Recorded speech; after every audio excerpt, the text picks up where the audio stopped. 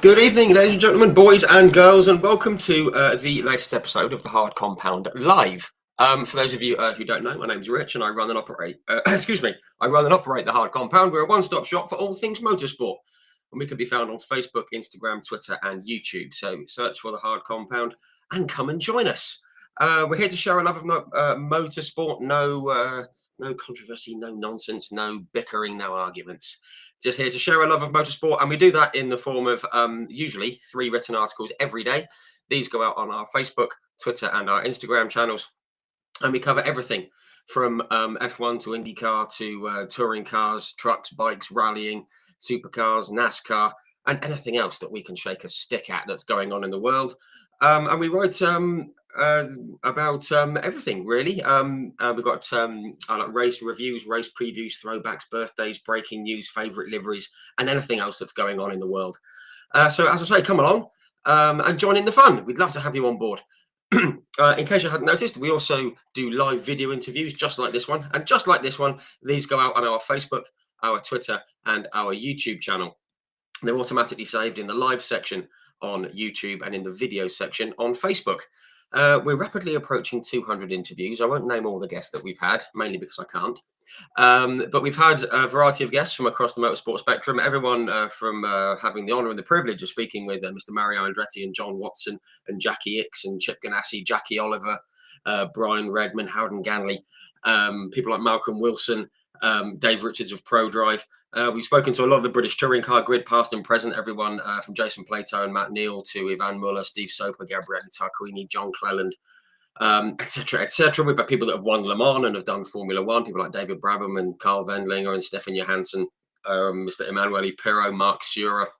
We spoke with sports car racers like Mr. Nick Yaloli, Oliver Gavin. We've spoken with youngsters such as like Rowan Campbell Pilling just last week, and he went off and won at Knock Hill at the weekend, so congratulations to him, and many others. You get the idea, so do go and check those out when you get the opportunity, but don't do it just yet, because we have got a first this evening. I'm not saying that it's first that he's a nice chap, but he is the first truck racer that we've had on. He's also a champion at that. He's a 4-time Clio Cup champion. He's raced in the States. He's raced in the BTCC and a lot more. So I'm going to stop jabbering on, because you haven't tuned in to listen to me. We're going to bring him in right now. Please join me in extending a very warm welcome to Mr. Paul Rivett. Good evening, Richard. Evening, Paul. How are you? Very well, thank you. And good evening, viewers. Yes, good evening to everyone. I echo that as well. There's approaching 100 of you already. My goodness. Yeah, Paul, thanks very much for coming on. I know you had a very busy day, so thanks for coming on and having a chat. Great to have you on board. Our first truck driver. No problem at all. There's quite some names you just mentioned there for me to follow, so privileged to join you. No, well, thank you very much. Been very fortunate to have some lovely people say yes. Of course. You are now one of them, so that's great to have you on board. Just before we get cracking, so just want to say hello to everyone who's in the comment section. There's a couple tuning in already, notably John Kane, one of the Knock Hill marshals. I hope you've recovered from the weekend, John. If you have any comments or questions on Facebook, Twitter, or YouTube, do type them in the comment section. We'll see them in real time. The technology seems to be working, and we'll work them in as we go, or you can talk amongst yourselves. We'll see that as well. We're all here to have some fun, so that's great stuff. Right. Firstly, Paul, how's it all been going this year? Kind of a year away from racing, I guess. Yeah, year away from racing. Unfortunately, this year, been truck racing for the last few years. Unfortunately, we couldn't quite raise the sponsorship to move up to Division 1 this year, so it's currently a year off. Allow me to have some great family time, though. We've just back from family holiday earlier on this week, nice. But still very much involved in racing. We're currently building an app, myself and a friend, Rob Morgan. The app is going to be raceteam.com, which is going to be the first of its kind for motorsport teams in the UK to use. So it's going to basically replace WhatsApp, emails, Excel spreadsheets, that sort of thing for race teams, and like an all-in-one hub, if you like, for teams to communicate. between themselves and also with other teams and personnel that work in motorsport. So that's exciting stuff that's going to be coming soon. So check out raceteam.com is their website. It's up there. We're looking for people to help us develop that, and we want to develop it, make it a personal development for people to use, so we can get it exactly how they want. So if anybody wants to help out with that, then pop onto the website and you can pop your details in.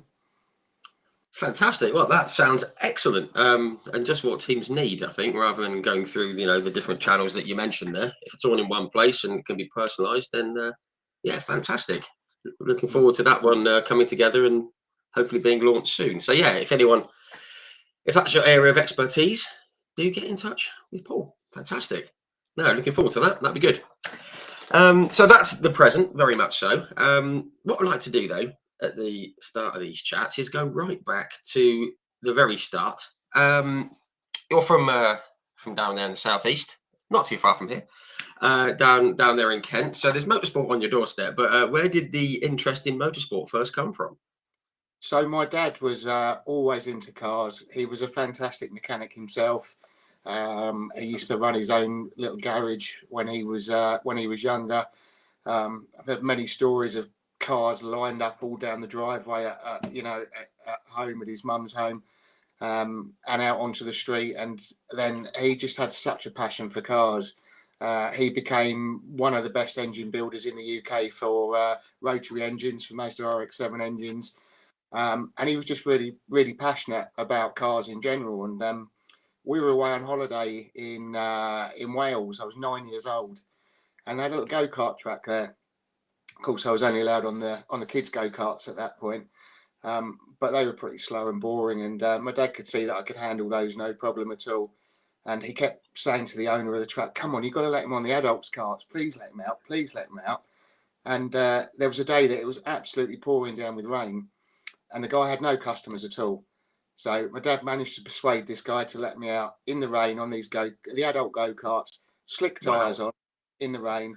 And apparently, and I don't really remember this because I was obviously very young, but apparently I was just drifting around and just driving it around the track as somebody that had done it for, many years. So I think the natural talent was there from the word go. So I think I was very lucky that my dad spotted that. We came back from there, and my dad said, "Well, how about, renting out a proper race kart and seeing if you like that?" So we went and did that. And the first one we rented, it was a bit of a shed, to be honest, and we didn't have the best day with it. But we then rented an all-kart from a guy called Bruno Ferrari back in the day that many old school racers will remember. He was the importer for all-karts to the UK. So we rented a proper race kart from him, like a real ready-to-race kart. Went out and had a fantastic day in it. And that was it. Never, ever looked back from there. I did my first race, I think it was 2 days after I turned 10 years old. Wow. Finished third overall in that. So in fact, let me grab the trophy for that one, because absolutely. That's one of my most favourite trophies, because it's literally the first one. So I don't know if you know where you can see that on there, but August 1988. So Wow. 37 years ago, 28th of August. That's a day after I turned 10. Wow. And then never really looked back from there, basically. That's amazing. It's also 88. What's that? 37 years ago. Next Thursday. Yeah. That's wow. Oh, we should have put it off, by the way. Oh no, we can't. I'm in Spain next week. That would have been a cool anniversary. That's fantastic, though. I love it when it's in the family and then you kind of take it onto track yourself and things like that.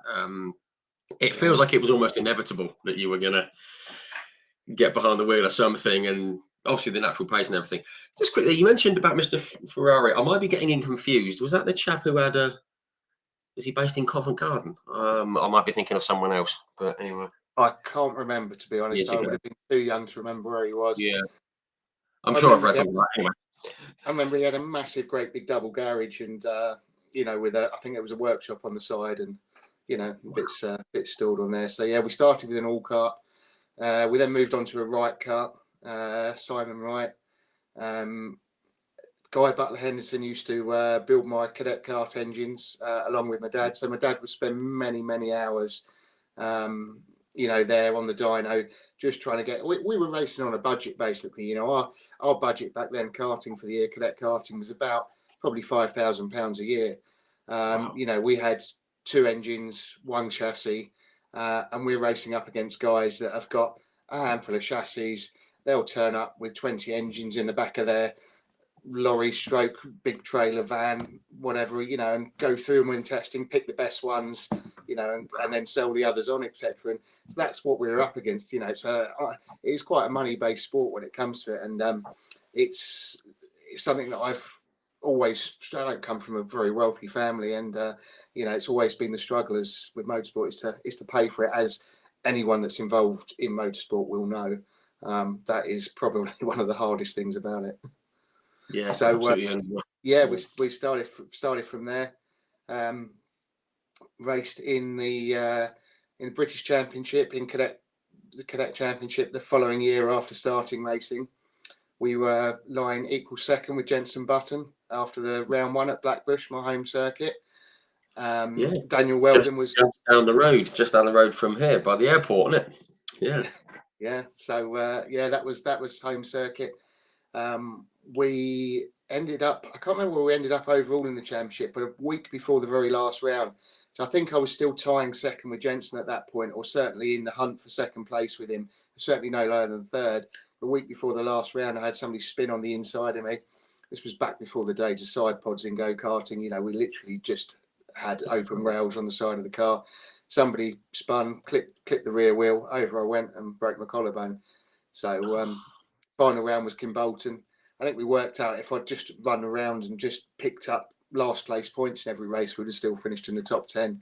But that story unfortunately continued a little bit through racing, as some of the big moments unfortunately have been spoilt by injury or things not quite going to plan. Yeah, things you can't control. That's the undoing. But I mean, that would have been a cool story, cool little addition, wouldn't it? Just I just beat Jenson Button back in the day. Yeah, nothing ever became of him. So I met Jenson a few years back. Must be, in fact, he's probably getting on for 10 years ago now, maybe a bit less than that. Down at Goodwood, where I was working for McLaren on a customer day down there, and Jenson came in. So I worked in the morning, and Jenson came in and took over from my car in the afternoon to do passenger rides in it for all the VIP guests that were there. And I'm sort of thinking, I wonder if he'll remember me from racing. And not only did he remember, he'd kept up with my career, knew that I was racing Clios, etc. at that time. And so that was quite cool, and very down to earth, very nice guy. I've obviously always followed him and supported him through the ranks.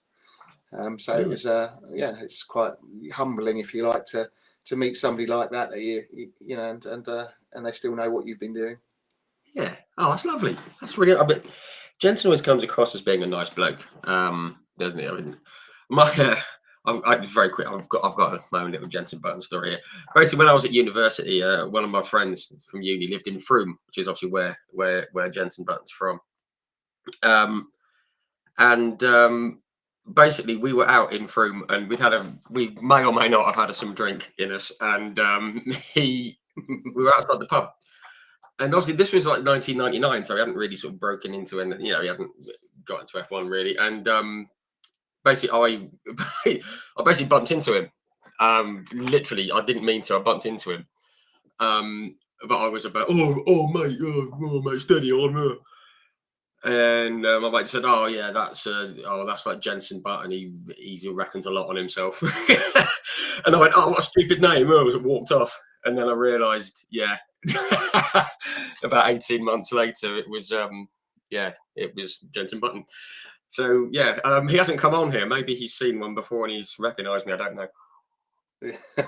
But anyway, not my finest hour. And his dad was probably the best engine builder in cadet karting as well. Rocket engines back in the day. So wow. It's always been very good. Who else was racing back then? So Daniel Weldon, he went off to do Indy cars. Unfortunately, he passed away in an accident in Indy cars. Yes, God bless him. Years ago now. Anthony Davidson.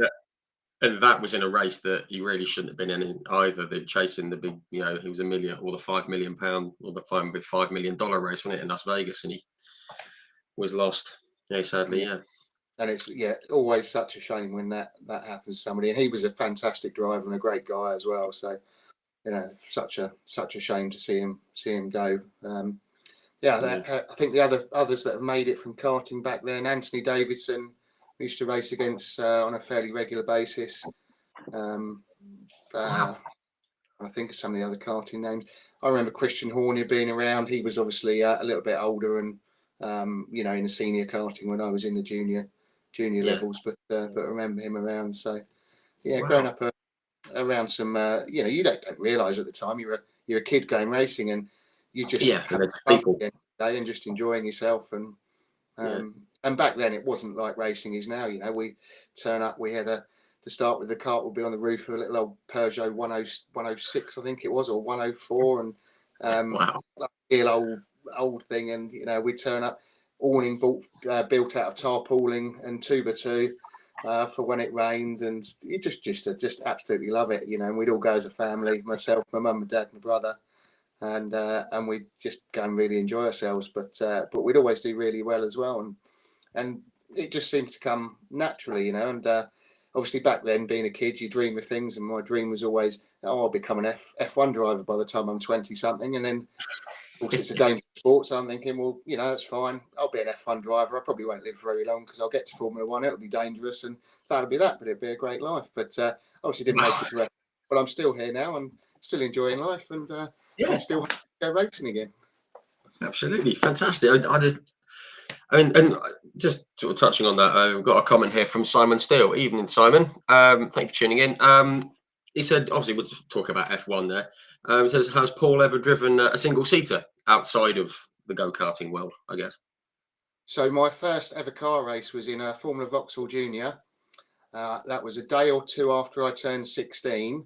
It was the year that they dropped the age level from 17 to 16 for car racing if you had a previous karting experience.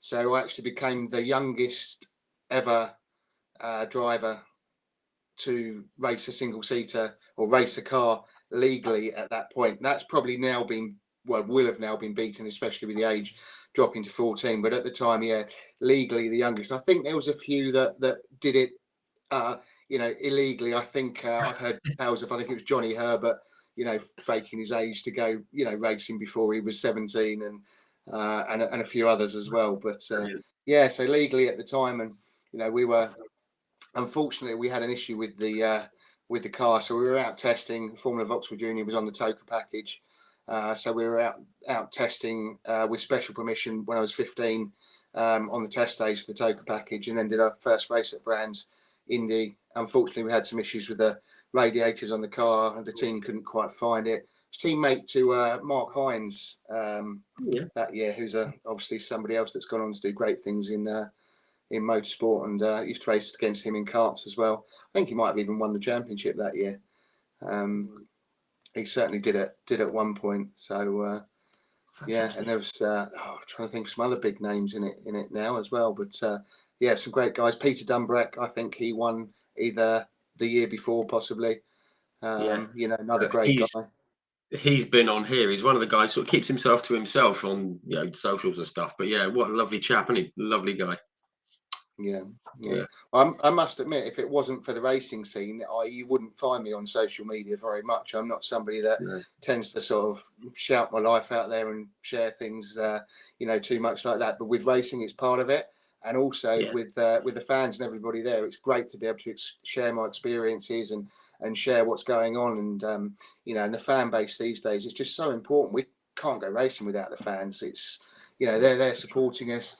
And motorsport is such a hard industry, and everybody that's involved in it, from the guys working in the teams, the officials, the marshals, the fans, it takes everybody to make it happen. So you take any one of those links out, and it's just going to fall apart. So it's a very, very important part in modern motorsport, that's for sure. Yeah, so nice to keep everyone engaged and know what's going on, and give people insight to know as to what does go on away from natural racing as well, and who's involved, things like that. It's great. But no, fantastic. Excuse me. We touched on your successes in karts and Jensen Button thing. And you mentioned some of the names that have come through karting. And obviously, we've spoken to a lot of people on here who have been through the karting ranks at various eras, should we say? But I mean, it's always been a great proving ground, isn't it? Just for teaching, like vehicle control, racecraft, and stuff. But it's getting expensive, isn't it? I mean, it's getting proper expensive these days. And it kind of feels like the average family's being priced out of it, doesn't it? Even It is. even at a very basic level. There has always been an element of that to it, but it is even more so now. It really is. Money can buy you the best equipment in motorsport, and that makes such a big difference.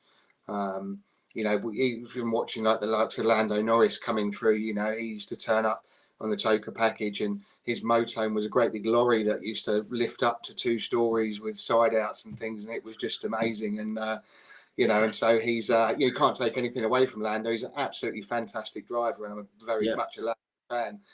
But it just helps so much to have that money and that backing behind you, to take you through, to give you the equipment that you need, and just give you everything that you need, and the right team and people around you. Yeah, So absolutely. one thing I'm always very thankful for is everybody that's made it possible for me to go racing. 37 years in motorsport now, and still at it. And all the sponsors, everybody that's helped me out, the team owners, the family and friends, everybody that's put time, money, effort in, I just can't thank them enough, because I just wouldn't have had this career without them. And my life would be very, very different without motorsport, that's for sure. Yeah, absolutely. And we've said this many times. It's there's an awful lot of people behind the scenes that put up the money, or the support, or the backing, or whatever you want to call it, so that you guys can get out there and race. And obviously very grateful to them for letting you guys go and do your stuff as well, just as fans watching in from the outside, because if there wasn't the money, you guys couldn't get out there and put on the shows for us. So yeah, huge part of motorsport. But yeah, it's a shame that karting's got as expensive as it has. I spoke with Terry Fullerton on here, who we all know is the karting guy in the UK, and he said that he hates having to charge what he has to charge, just because of the cost of everything's going up. Even him to make karts that can be sold on and things like that. He said, I don't like charging it, but I have to. So yes, hopefully it'll kind of level off at some point. And I think when you move the karting world to car racing as well, I mean, the costs actually to start with, they probably come down rather than go up, and that just shows you how expensive karting has got.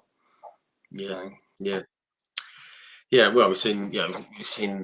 Well, was it with the Toka Junior series that's been sort of shelved for another year at least? That hasn't taken off. Yes, again, costs are very high, and yeah, we'll see. We'll see where it goes. Hopefully it'll be a bit more accessible for everyone quite soon. So just from karts, you went into cars. You said your first race was a single seater, but I've got here that you was it 1998? Correct me if I'm wrong. Is it the Jim Russell racing school and the Vectra championship? If there's anything before that, do let me know. But that's the bit that I found. So 94 was the first race at Brands Hatch in the Formula Vauxhall Junior. We then, my family put everything into that. We couldn't then continue. We didn't have the sponsorship to do it. We nearly had the likes of Sega on board. Sega UK were up for it and wanted to make a computer game, and Bits being the youngest driver at that point, but didn't quite happen. So we then had a break for a few years, completely away from motorsport, and then came back in 1998. So we went to the Jim Russell School up at Donington, which, for those of you that will remember, it was a fantastic racing school. It was, probably the best in the UK then. I was there at the racing school. My uncle was there. My mum and dad were there. They'd come to watch one of the meetings, and there was a guy that I became very good friends with, a guy called Malcolm Smith, who was one of the instructors there, who used to race back in the day. In fact, there's a picture of Malcolm. I hope you can see this, but up there. And Malcolm has been very instrumental in the early days of my career. You know, he was sitting there in the grandstand with my dad and my uncle and my mum, and he's just basically, this guy's got to get racing. You know, he's got to be out there and do it. So we won the Jim Russell Winter Series. I think it was four race meetings in the Vauxhall Vectras. So we won that, and then that led into, you know, family and support putting the money together to go and race in the Ford Fiestas in '99 on the Toker package, and that was then the real start of the big racing, if you like. Yeah, sure. And I guess '99, with it being on the BC support, it was towards the tail end of Super Touring with all the noise that was around that and everything. It was a good time to get in to the Toker package, and I guess being on that support series was a big draw in going into that series in the first place. It was absolutely massive, yeah. And you know, I was a massive BTCC fan myself back then, and you know, just watching those guys go around in those cars, and that super touring car era was amazing, absolutely amazing. I luckily enough had the pleasure of racing one a couple of times. I raced a Honda at the Silverstone Classic, and then raced it again at Rockingham when the Super Touring Car Series was on as one of the support races for the touring cars. So I was jumping out of the Clio and then straight into the Super Tourer and then out that and back into the Clio. Raced the two things over the weekend, and that was one of the best weekends racing I ever had. And you know, the car was just amazing to drive. The first time I ever drove it was actually in the race at the Silverstone Classic, and it was a year when it was there was quite a few people who had gone home because everything was delayed by rain. They started the race behind the safety car. I had to start dead last because I hadn't qualified. You know, I think we had to have special permission. I hadn't driven the car. The owner of the car drove it on the Saturday race, and he came in and he said he pulled in after 2 laps in the race. I think there's a problem with the car. So the guy's saying to me, you know, look, just go out. If the car's not right, just come back in the pits with it. Anyway, we started rolling start from the back of the grid. The visibility was so bad, you couldn't see anything. The field was spread out by like 30 seconds before the race even started. We came through from the back of the grid. We won our class. We got fastest lap. I think, I can't remember if it was in our class or overall. The car was just a dream to drive. I'd never driven anything like it at that point. And we came in, we got driver of the day, and the guy was absolutely over the moon. You know, we got this first place trophy and a driver of the day, and you know, that was just an amazing piece of kit to drive. It really was very different to the modern touring cars of you know, this era, that's for sure. So that was a very special moment in my career to be able to do that. That's fantastic. Little bucket list item. Get a Super Tourer in the racing. Yeah, fantastic stuff. I've just seen a comment here from Andrew Fulcher on YouTube, who I'm sure knows you because he says that he's missing those sweaty hugs. So Andrew Fulcher is a great guy. So Andrew's been team manager with the Napa Racing UK truck for us for the last couple of years. So yeah, Andrew Fulcher Motorsport, he's been very instrumental in helping out. He's another one of the guys, you know, behind the scenes that you know, works his arse off and wouldn't, you know, I wouldn't be there racing again, you know, without the, you know, Andrew and the likes of the other guys in the team that put all the hard work in that they do. So you know, Andrew's an absolutely lovely guy. He works at Lenham Storage. He used to race a bit of trucks himself in the Lenham Storage car. He's raced a bit of Alfa Romeos in the Filippo Berio car. So yeah, hello Andrew, and thank you. And yeah, I'm missing those sweaty hugs too, mate. That's for sure. And, hopefully we'll get to do it all again at some point. Yeah, great stuff. And yeah, thank you, Andrew, for tuning in. Thank you very much. No, great stuff. Yeah, just to sort of step back actually into those into the Fiestas. Obviously, it's a big deal. You're on the BTCC support. Obviously, it was your first full season racing. Were you setting any targets, any expectations on your shoulders or anything like that? Or was it just a case of let's go and race and maybe get noticed and see what we can do? I think it was a case of let's go and race and just experience it then. And I remember when I was first driving the car, I was really not happy because I just couldn't get on the pace to start. I couldn't quite understand and make things click like I'd always been able to do before. And I remember, so I was running with Colin Stankham then, SVE Engineering, and Colin was a great guy. I think they'd won the championship the previous year, or I think it was possibly even that year, with a driver called David Gibson. We had some great guys in the championship. So there was like Danny Buxton, Gordon Shedden, Colin Turkington. Oh, crikey. There's a whole list of names that have gone through and, you know, been great touring car drivers and champions and bits then. And, I remember like Colin Turkington, he was on his novice cross as well at that point. But I just remember thinking, well, why can't, I can't quite get this to click. And then all of a sudden got to about round 3, I think, and it clicked. So I remember Colin Stankham saying to me, well, you'll get your first podium when you least expect it. And we started at Alton Park, and we started a little bit down the grid, in the top half, I think, but a little bit down, and came through and had our first third place finish, basically first podium on the Toka package. So that was great. We then went on to Croft and won the first race in it.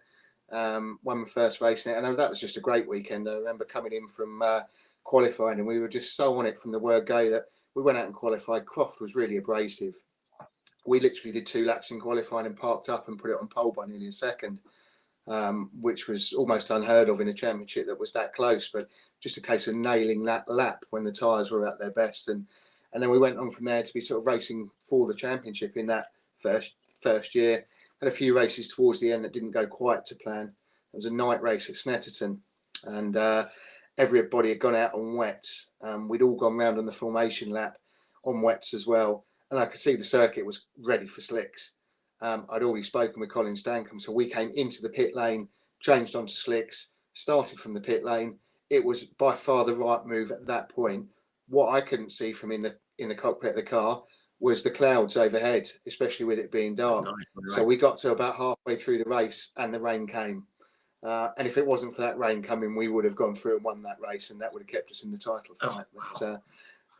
But I remember going so far off in the cornfields at Rich's at the first turn at Snetterton that with it being a night race, the only way and spinning into there, the only way that I could see which way back to the track was the big floodlights that were lighting the track up.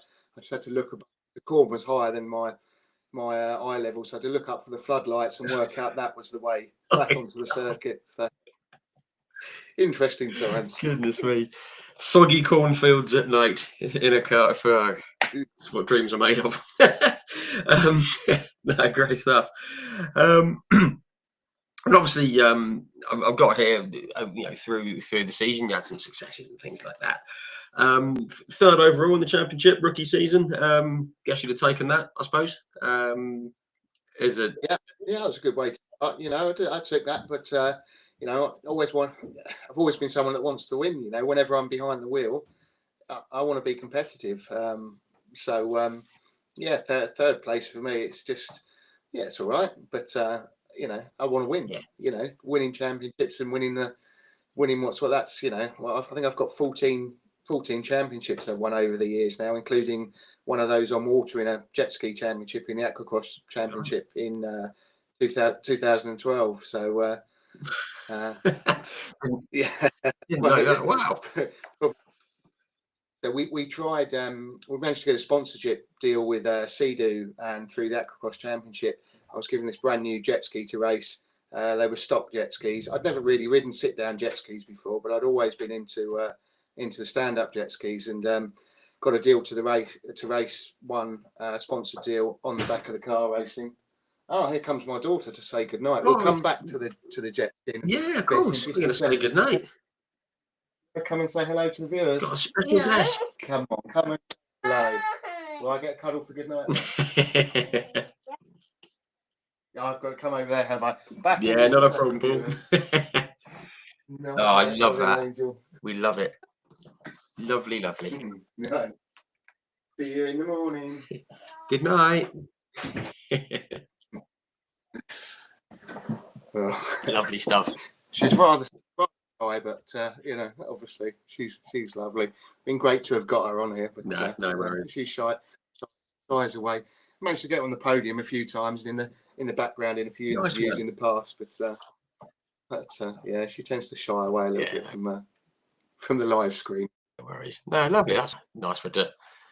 Very nice. So where Are we? so we managed to get a sponsor deal, and what we were trying to achieve was to be the first person to win a championship on land and on the sea in the same year. We did the bit that we didn't think we were going to do and won the jet ski championship, but finished second in the Clio Cup that year, so we didn't quite get the double. But that was a great experience to race jet skis for a year. Met some great people that year. Really friends still with a lot of people there. Still good friends with Pete Hammond at Paint Tech, who's also sponsored me since as well. He was chief technician then. So met some great people, learnt a lot, and really enjoyed that year. Yeah, great. Busy year, obviously, racing cars and jet skis. Yeah. But yeah, fantastic. That's very, very cool. Oh, that's for sure. Yeah, I'll bet. Yeah. Bit more physically demanding. Is it Simon Belcher who's currently racing jet skis? I'm sure it is. So Simon used to be a jet ski world champion back when he was younger, and he's gone back to racing them again now. Yeah. So Simon was racing in highly modified, jet skis, and world champion in that. And obviously, I know Simon. In fact, I've been out for a day jet skiing with Simon before. We met down at a lake in Reading Way somewhere once. Laguna Park, would that be? It was Laguna Park, yeah. Laguna Park, just off the M4, folks. If you off the M4 at Junction 11. I don't think you can jet ski there anymore. I'm not sure. I haven't been for quite a few years. Pop over to Marlow occasionally now on my stand-up jet ski that I've still got on about my 7th one of those, I think now. So I remember Simon turning up on this real souped-up jet ski and had a little blast on that. And Simon's always been a great guy, and he's very passionate about his racing as well. Whether it be tarmac or on the water. So. No, great stuff. And that was where Ayrton Senna did a bit of jet ski racing back in the 80s when he lived in Reading. So I know all this because I'm in Reading. I'm like one junction down the motorway side. But no, that's cool. No, that's great stuff.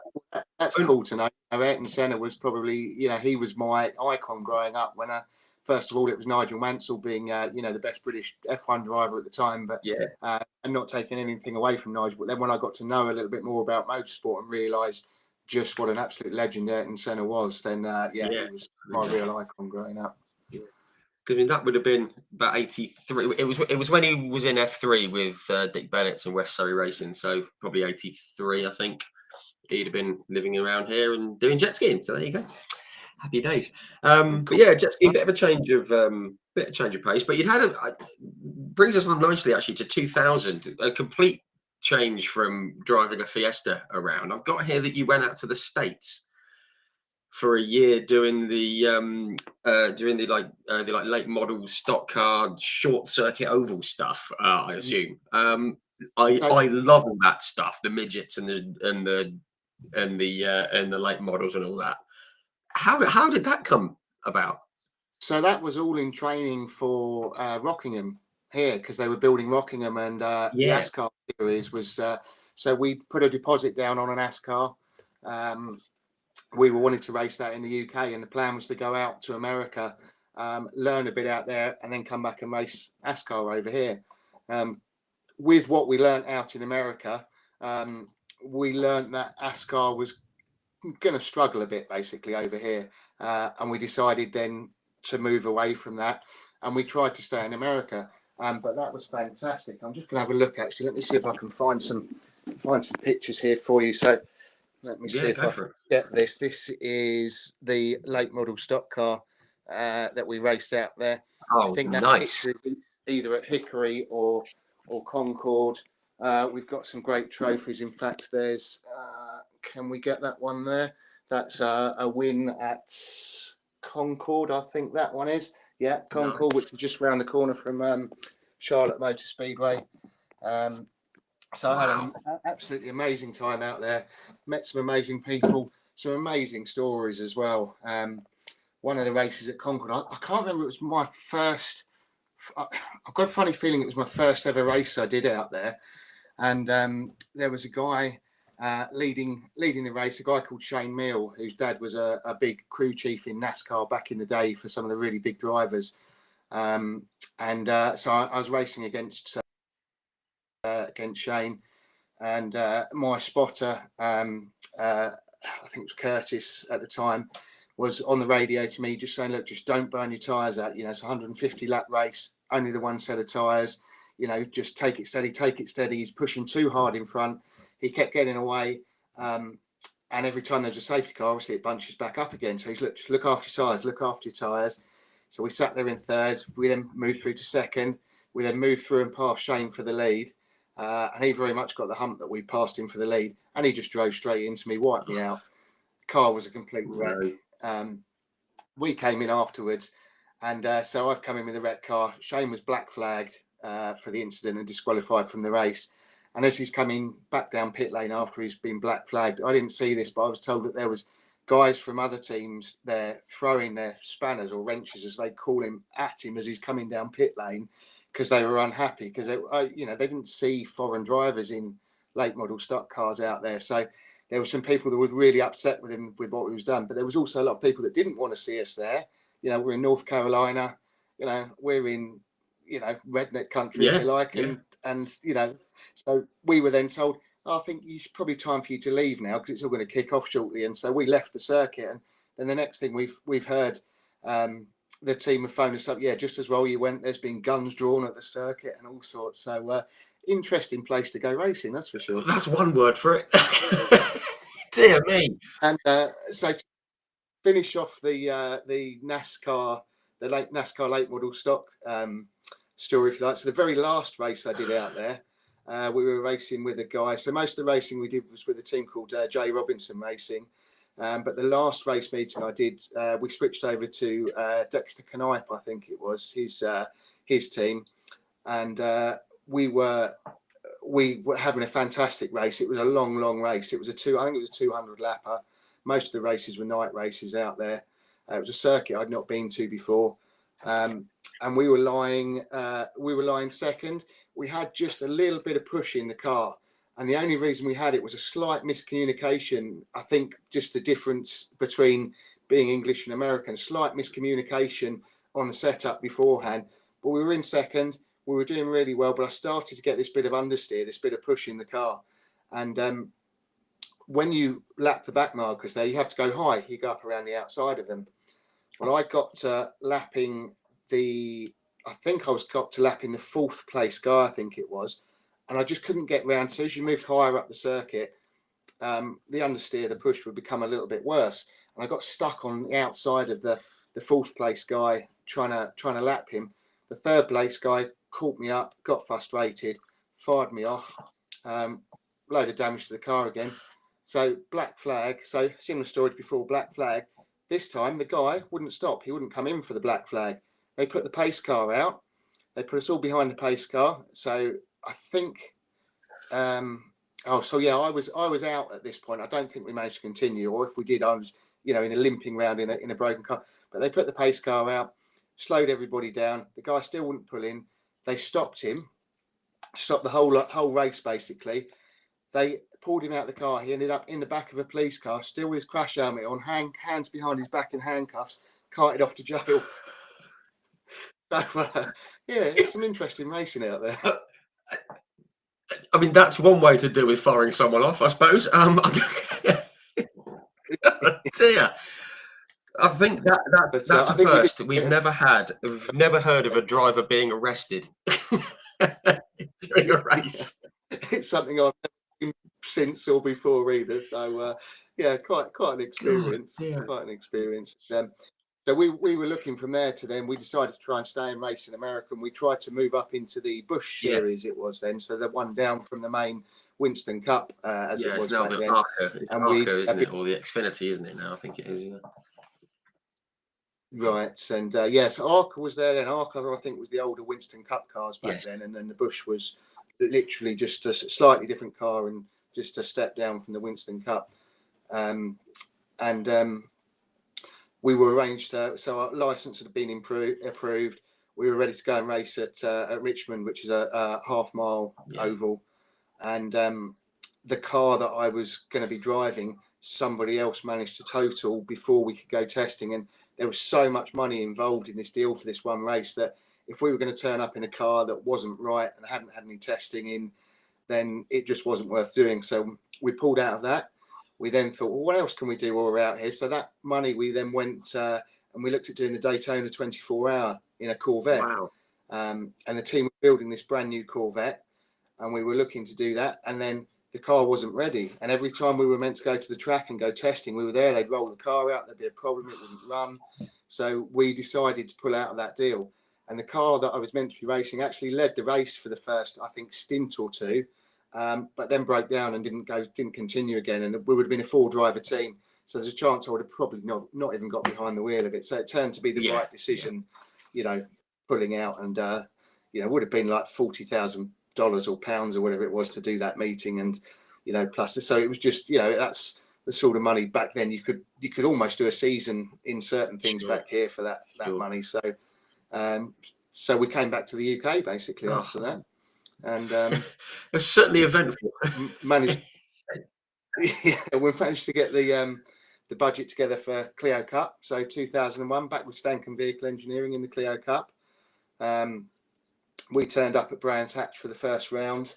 I'll have a picture of that in here somewhere. Maybe I'll do a little tour around the man cave later and show everyone what we've got here. But turned up at the first round at Brands Hatch, and we managed to win straight out the back, straight out the box. First race, Grand Prix circuit. I think it was Tim Mullen I beat to the first race. Tim's a fantastic driver. We had Andrew. No, sorry, it wasn't that year. The following year, Andrew Cordy came into the championship. We had a great year. We won the first and I think the last race, and we had a great season in between. I can't remember where we finished overall. I think it might have been fourth. I've got fourth on my notes, but it's not gospel. But so that was a fantastic, fantastic season's racing, and learnt a lot with that. And then that led into my first fully sponsored drive the following year. So Tim Mullen and I, in 2001, Tim and I were racing for the championship through the year. And we used to have a right old ding dong. We really didn't get on with each other. We've become great friends now since. And, Tim's gone on to do lots and lots in racing. And, he now works running race teams. And, he's a fantastic guy and a really, really, really good driver. But I ended up with his drive for the following year. So Tim and I were, we were locking heads with each other all year long. I remember racing up at Knock Hill. And Tim pushed me off at the second corner down the bottom of Duffers Dip into the little right-hander there. I think it's McIntyre's. And he pushed me off. And I'd gone off on the grass. And the two of us were miles ahead of everybody else. And I came back on. And as we were heading down towards the hairpin, I aimed at him, basically, and took a long run at him from a long way back and hit the brakes at the very last minute. Tim was just through the corner. And I just missed the back of him into the gravel, brushed the barriers, came out the other side. Used great excuse in the clerk of the courses officer. Sorry, I had pad knocked back, because you used to get massive pad knocked back, which is, for those of you don't know, when you rattle over the curbs and your disc and your wheel moves around, it pushes the pads back out from the disc, and you have to push the pedal a little bit, bring the pads back into the disc, and then have another go to be able to brake. So I used that one as my excuse with the clerk of the course and managed to get away with it. But that did result in the team boss at Team First there, a guy called Ian Barnwell. We then chatted with him and he said, well, look, you've cost... So Danny Buxton went on to win the championship that year. And Danny himself will even tell you that he won because Tim and I were just locking heads with each other all year long with incidents like that. And he just stayed out of trouble. So I then ended up with Tim's drive the following year with Team First Air, which was my first, very nearly fully sponsored drive. So we did the Winter Series with him in 2001, and won that. Then went on to win the main championship in 2002. And then I went on to race. So going back to the single-seater side, went on to race the Winter Series in the Formula Renault with Team First Air. And that was their first step. So basically, Team First Air, they'd won every championship they'd ever raced in until 2001 with Tim Mullen. And they were really upset that they hadn't won and said, well, right, you've cost us the championship this year. You need to come and race with us in 2002. So we won the Champion Clios in 2002. They then stepped into Formula Renaults for the Winter Series of 2002, and my teammate Robert Bell went and won that straight out the bat in their first. Wow. So they were a fantastic team. They really were. Proper outfit. Yeah, some great guys back there. Russ and Spike, and a guy called Warren as well, who I still stay in touch with, who has been off and worked in all sorts of endurance racing series and Formula One, and and he's a great guy that I still stay in touch with. He used to live down the road in Kingston, so we'd go out for a beer every now and again. Oh, nice one. Nice. Some great stories of back then, of some great nights. I'm sure. We'll maybe touch on those later. No, that's great. So that was my experience, was 2002, and that was a real big step. And I remember, I would have been 24 then, I think, and most of the guys I were racing against were sort of 18, and I remember spending most of that Winter Series knocking wheels with Nelson Piquet Jr. Right. Wow. But just these guys would just send it up the inside, and it would be win it or bin it moves. Sure. And it came to the last bit, and we were racing on a budget. So I think the last race at Brands Hatch, I just remember guys just slinging it up the inside into paddock, and normally I'd just turn in on them, but it was just, we were going to come together. We weren't racing for the championship. Yeah. I didn't have enough single seater experience, and I also remember being on the grid there at Donington, and I think I was something like 15th on the grid out of a full grid of 28 cars. It would have been. I was probably about 15th on the grid, and I'm thinking, and I'm sitting there, and I'm saying to the guys working in the car, I'm like, they're saying, "Oh, you're doing a really great job. You're only so far off the quickest times, etc. It's all going really, really well." And I'm thinking, but I'm 15th. I've never been this far back on a grid in my career ever. But that's, you've got guys that were doing that and then stepping straight into Formula One cars at that stage from Formula Renault. So it was a tough championship. Yeah. So Nelson Piquet Jr., for instance, he'd already been racing single seaters for a few years. Went on to do a little bit of Formula One himself. And that's who I spent those 4 races banging wheels with, basically. That's pretty cool. So, that's pretty cool, isn't it? To go up against those guys and just sort of spend some time on track with them. That's very, very cool. Yeah. That's the thing, isn't it? But they're so evenly matched, the cars. As you say, you start 15th and you think, I've not done very well, but you're like the blink of an eye off pole. So. I think it was half a second or 0.6 of a second off a pole, and it's just, you're 15. Yeah. Can you imagine that being a bit demoralising on the face of it? But then you look a bit deeper, you think, oh, actually, not quite as bad as it may look. And competitive motorsport is just so close. You're always looking at the final hundredths or tenths of a second, and it's in the odd times where I've managed to put things on pole by sort of nearly a second. They're so rare. That just does not happen in modern motorsport. They're real rare occasions where you've really ticked all the boxes and got everything just right. So it's just so close. And I've always loved one make racing because it keeps it so close as well. All the spec series, which F1 fans deride. I think it's brilliant. I think because it makes it all about how you set the car up and the driver as well, rather than who's got the deepest pockets.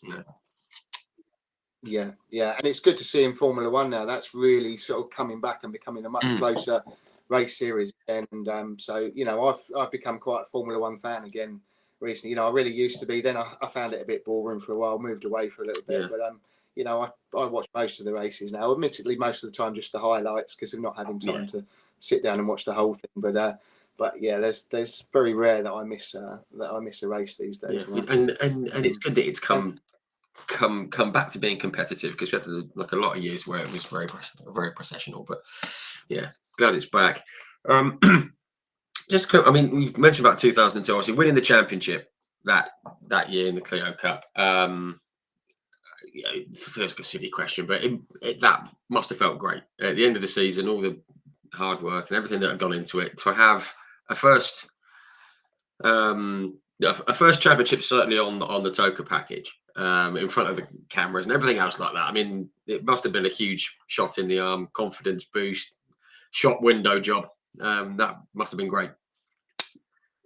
It was absolutely brilliant. It really was. And, you know, we beat some amazing drivers as well that year. I mean, I remember there was a team, Bincliffe Racing, John Bincliffe's team. He started in the Clio Cup. Then he brought in a guy called Andrew Cicaldi, who obviously very famous racing driver. He's raced all sorts of sports cars, single seaters, and they brought him in, gave him a free drive for the year, expecting him to win the championship. And we managed to beat him. So you know, you had Danny Buxton in it then. I've got a feeling Rob Huff might have been in it that year as well. If not, that was a few years later on.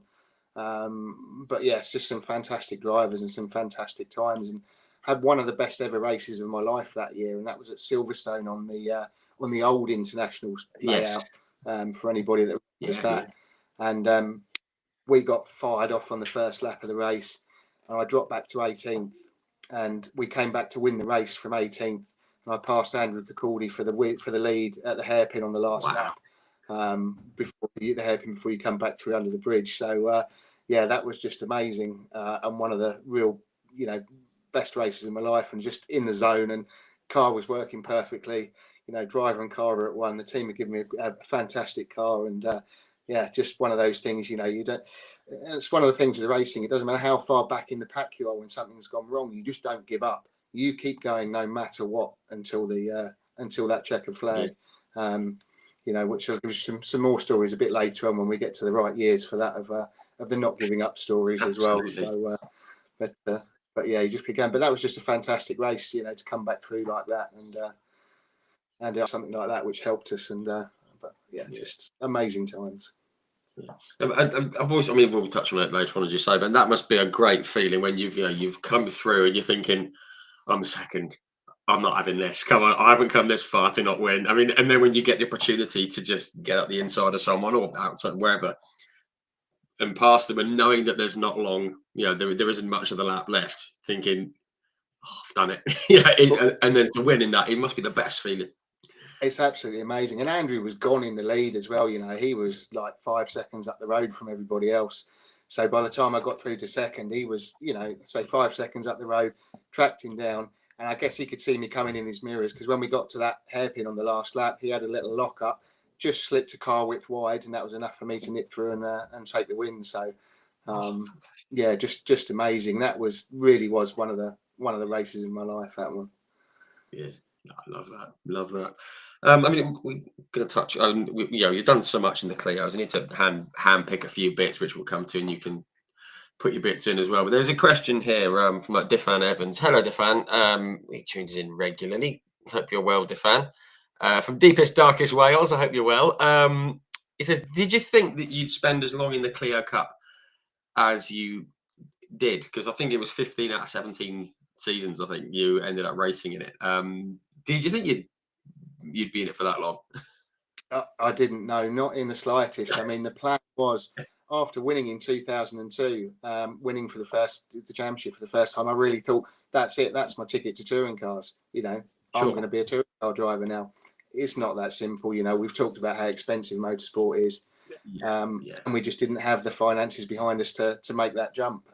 And we kept trying, but we didn't. And rather than move up to the touring cars and you know, and maybe do a few races or half a season in a car that's going to run around at the back and, you know, spend every single penny we had, it made more sense to stay and race in the Clios and be competitive. Yeah, absolutely. And absolutely. race at the front. So and I could get the deals with the Clio Cup, you know, after winning the championship, you know, after having the first sponsor deal in 2002 with First Air, the next one came along in 2004 with Boulevard, then again in 2006, then with JHR. And, you know, I could go racing for very, very little money because the teams were wanting me as a driver. And that was a fantastic way just to keep racing for somebody that's, you know, not really wealthy enough to go racing at the end of the day. Let's face it. So, yeah. I mean, because there's some people out there and they still look at it and say, "Oh, we spent that time in the Clio Cup. Why didn't he do this? Was it not?" It's not as simple as just moving up it, and it never has been. And I think people are finally seeing that, certainly in the last couple of years, with the way the touring cars have been with the merry-go-round drivers, which we'll touch on again later. But no, thank you, Diffan. Thank you. Diffan has asked another question, which we're going to come to towards the end. I do need to say hello to where are we? Again, another chap who I'm sure you know, Mr. Keith Rapley, who says, "How are you, boss?" He's tuning in. So that's all. Keith, hello, Keith. Keith is one of my best friends. He has worked on pretty much whatever I've raced for, must be over 15 years now. Keith even came and helped me with the jet ski racing. We'd go off and do that. Everybody else would be staying in hotels somewhere. Keith and I would be staying in the back of my van, parked at the harbour side. Special permission. The harbour master would give us the code for the gate so we could get in. And so Keith's been a massive part of my racing over the years. One of the guys that put in so much hard work. Keith's currently working this year, so he's running Jamie Osborne's car in the mini series. So Jamie currently leading the championship. Super. So yeah, won a few championships with Keith and myself now. So the jet ski championship we won with Keith was working on the car in 2011, I believe, when we won with Colin Stankham. Again, through all the days with WDE, Keith was always on my car, and we won. Actually, managed to win again in 2018. We did get him to come and work on the truck in 2019, but then he decided that he preferred the cars than the truck, so he's gone back to doing the cars. No matter how much arm twisting I do, I can't get him to come and work on a truck. But he's obviously still enjoyed himself, and a great grass track race for himself when he was doing that. So nice one. Oh, lovely, so, yeah, lovely. I've just seen the timestamp on that comment. It was half an hour ago. So sorry it took so long, Keith. It just popped up on my screen. Apologies for that. But thank you for tuning in. Nice to hear some nice words from Paul as well. We've got other questions about minis and touring cars, which we're going to come to. Again, I'm sort of picking on the good bits. Obviously, you won it in 2002. You touched on 2004, shifting to like boulevard racing. I'm always interested how these little moves come about. Whether I've spoken to an F1 driver or sports car driver or Clio Cup or whatever. How do these little team switches come about? Because it's wheels within wheels sometimes, isn't it? Yeah, so it's just sort of really being right place, right time, and having a bit of luck on your side with it. And so with Boulevard Racing, the Johnson family, very much a family-run team. They again a fully sponsored drive from them. They wanted to win the championship. They had, I can't remember whether Danny Buxton drove for them just before or just after I did, but he then could have probably won the championship with them, but moved off to touring cars with Vic Lee in the Halfords Peugeot. And so then I jumped into, I can't remember if I jumped back into his seat in 2005 or that was how I jumped in at the end of 2003. But Boulevard were a great family team. Martin Johnson, Cliff Johnson, just really, really, really nice people. So we managed to, to sort of fulfill the dream for them and myself, if you like, by jumping in and going winning the championship. And we tried to do that again in 2006, but we didn't quite make it that year. We didn't quite manage to get the car to be as competitive as we would have liked it. So for reasons that I won't go into actually, fantastic team. And obviously, they were a fantastic team. Obviously, 2004, fantastic season. I've just got some numbers here. There's a 20 race season. You're on the podium 15 times, including 7 wins, 7 pole positions, fastest lap. I mean, you can never feel unbeatable on the Toka package because obviously, there's always someone going to bump into you or something. But that season must have felt fantastic. Knowing that you were just the car was on it, you were on it, and you were in a great place. It was, yeah. The feeling, you can't beat that feeling. You really can't, and the buzz around it all, and it's what everybody strives for in racing. There's very few people that go just to make the numbers up. Everybody wants to go and win, and it's very competitive. So to be able to do it and do it dominantly as well is, it's an amazing feeling to do. It really is, especially in such a tight championship. So just mega feelings. They really, really are when when it's all going to plan like that and you're ticking all the boxes and everything's just running nice and smoothly because as anybody that's involved in motorsport knows, it's not quite that simple. It doesn't come together like that very often. So Yeah, it it certainly takes doesn't happen a all lot, the time. Look, a lot of luck, a lot of money, a lot of effort from everybody around. So yeah, great when it comes together. And as a driver, obviously, get given the credit a lot for things, but that none of that happens without the team behind you. It really doesn't. From a dad in the early karting days, right through to Wayne Easton and the team up to the modern days. So it's just that support. It's just you can't thank people enough for everything they do at the end of the day. I feel a very man to have done what I've done and achieved what I've achieved. So. Yeah, absolutely right. And that's the thing when you win a championship in the way that you did that year.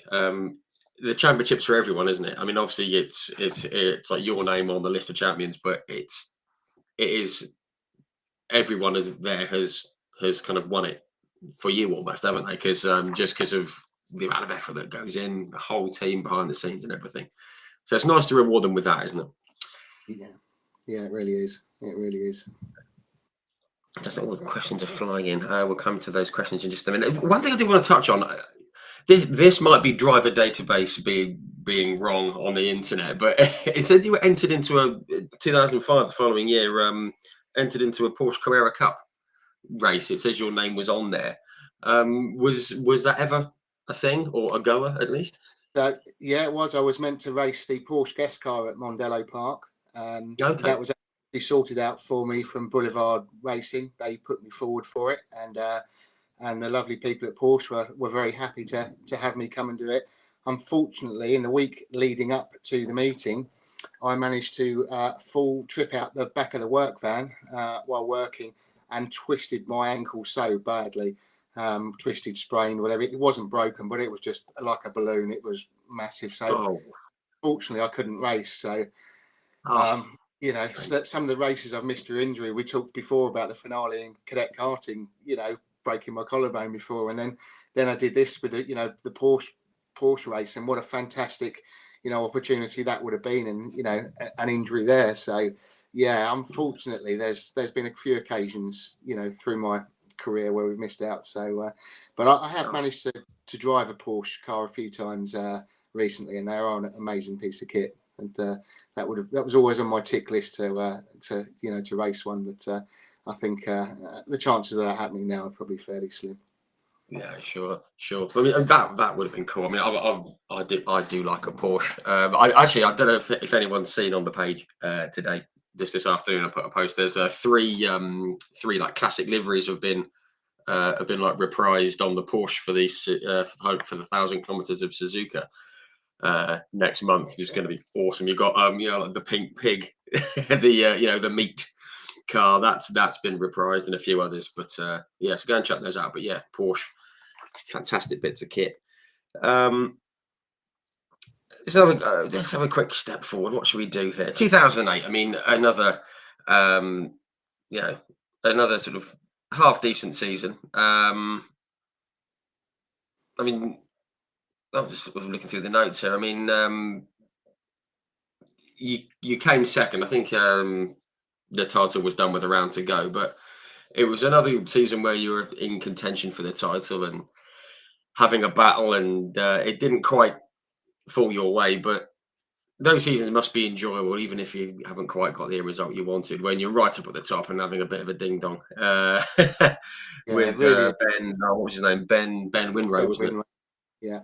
Yeah, great season with JHR Racing. Racing against Ben Winrow for the championship, and Stephen Hunter at JHR Racing. Another fantastic bunch of guys and fantastic outfit. They're now racing F3, F4. Still going on. A great bunch. But our turning point that year, our real turning point that took us out of contention was Donington Park.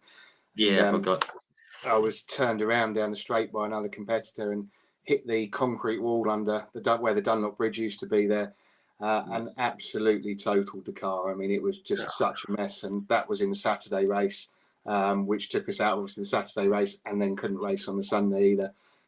So that really did take us out of the championship that year, and that was a real big hit. I remember somebody from behind, saying, "Well, crikey, your car was like so high up in the air and almost upside down. But when it came down, it righted itself again. But there was just, nothing left of it. And I remember when it hit the wall, I remember being in the passenger side of the car, so the seat and everything had flexed that much that I remember seeing the passenger side of the dashboard in front of me rather than the driver's side. So probably quite lucky to go in that side rather than driver's side.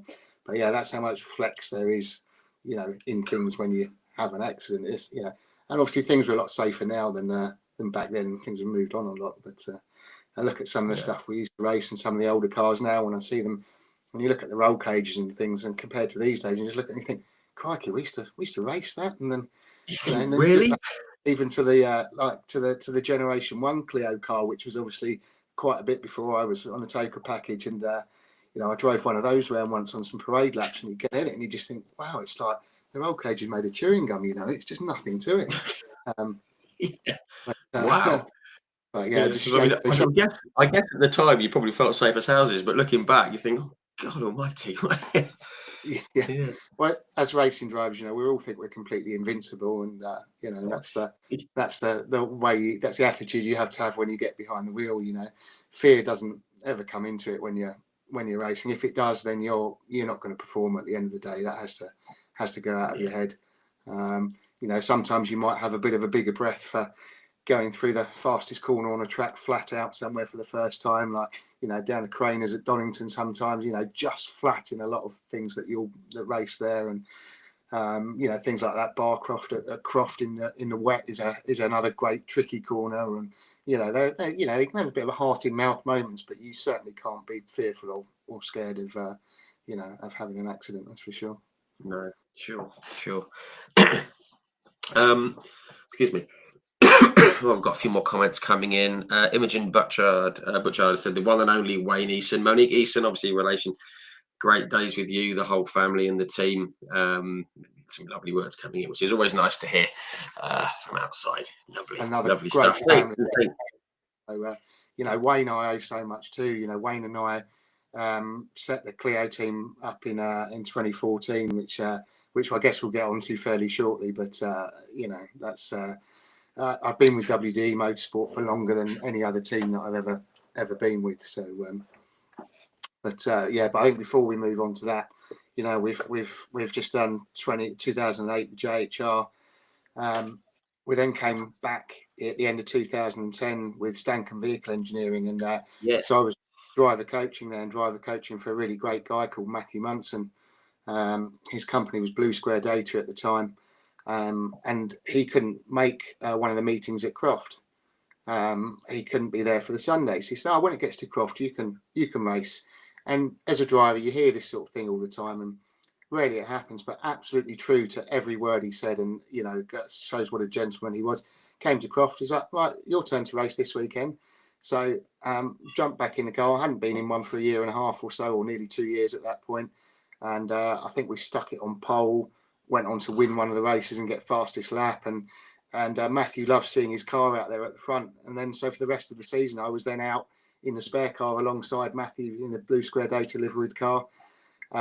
Matthew stepped back out from Clio's at the end of that season, but continued to sponsor me for many years afterwards with various different companies. So yeah, Matthew was the guy behind a lot of the sponsors that you saw on the car in that era, including Per Hire, the Paulson. I'm trying to think of a few others we had, but some really,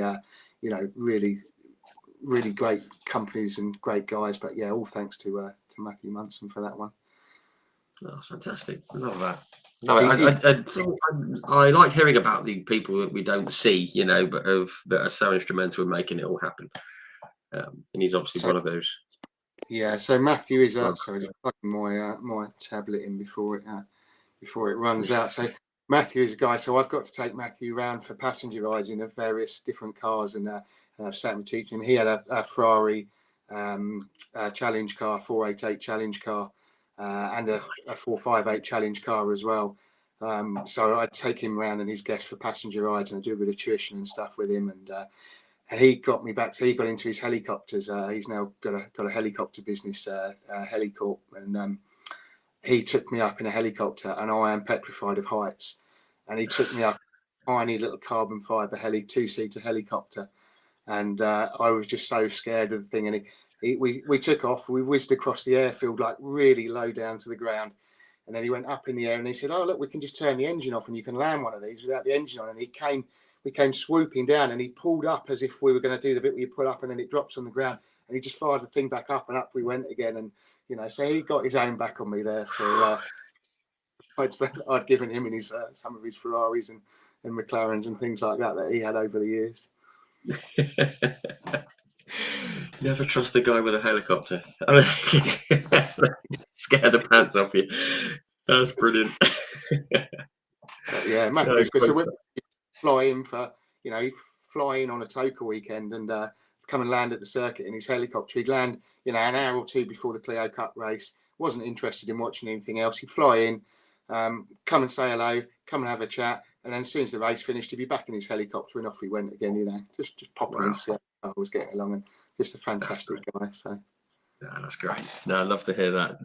Yeah, these little stories. This is what makes motorsport what it is. I think all these little stories we don't normally hear about.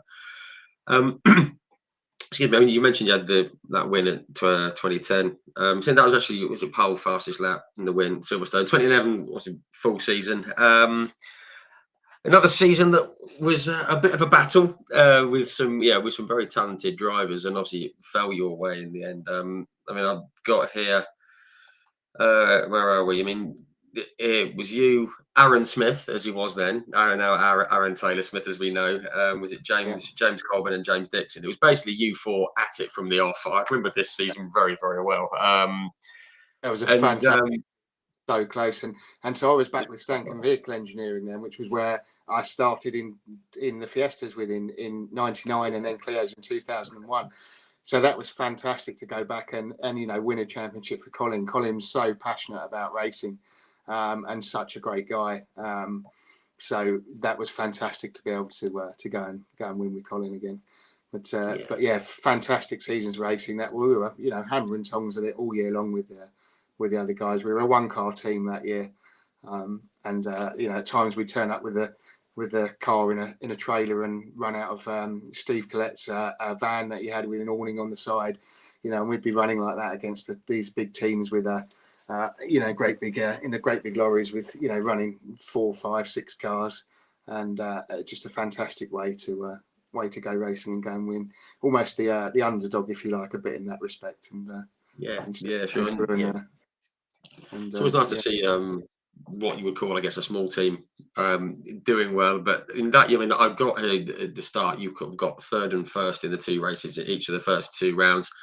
Solid all year, obviously, real hammer and tongs stuff, as you say, and consistent points and things like that. And I do remember there was a cigarette paper between, was it the 3 or 4 of you going into the final round at Brands, and you stuck it on pole for the first race, which I guess is, first part of the job done. But when you go into a weekend like that, it's going to decide the title, and it's not just you against one other, it's you against 3 others. I mean, do you ever go in with a game plan? I mean, obviously it's very difficult in the style of racing that the Clio's offered up. Do you have a game plan, or do you just think, well, let's go there, try and stick it on pole and see what happens? I don't think you can ever have too much of a game plan when it comes to racing. Sure. The worst thing, yes, you need to have an idea of what you want to achieve and what your strategy is. But as far as when you take off from that grid, you can't plan what 30 other cars are going to do. So you've just got to take every step as it comes and react to what's happening around you. You're obviously aware that you don't want to be involved in accidents and don't want to take risks that are silly, but then that goes in every race that you're doing. So nothing really changes in that respect. For me, it's the same mentality. And I've always been fairly cool and calm getting in the car like that. I remember Keith Rapley that was mentioned. I remember himself and Colin, the others before the race, and the final race, they're sort of like, well, are you not nervous? Are you not, and just being really just chilled out with it. And I think it helps. It obviously helped being in that situation before as well, and and winning the championship before. But just trying to be cool and calm in that situation. I think that's you look at the greatest guys in motorsport. Going back to the likes of Ayrton Senna and Cohen, they were always cool and calm when they needed to be, and I think that's quite important going forward. I'd never be nervous before a race. I'd just want to get in and get underway, basically. I'd be one of the guys that would quite happily fall asleep in the assembly area while belted into the car, because it get quite warm inside the car, and quite comfy. So, yeah, you can quite easily end up nodding off in the assembly area before a meeting and someone having to tap on the window and wake you up and to go racing. Come on.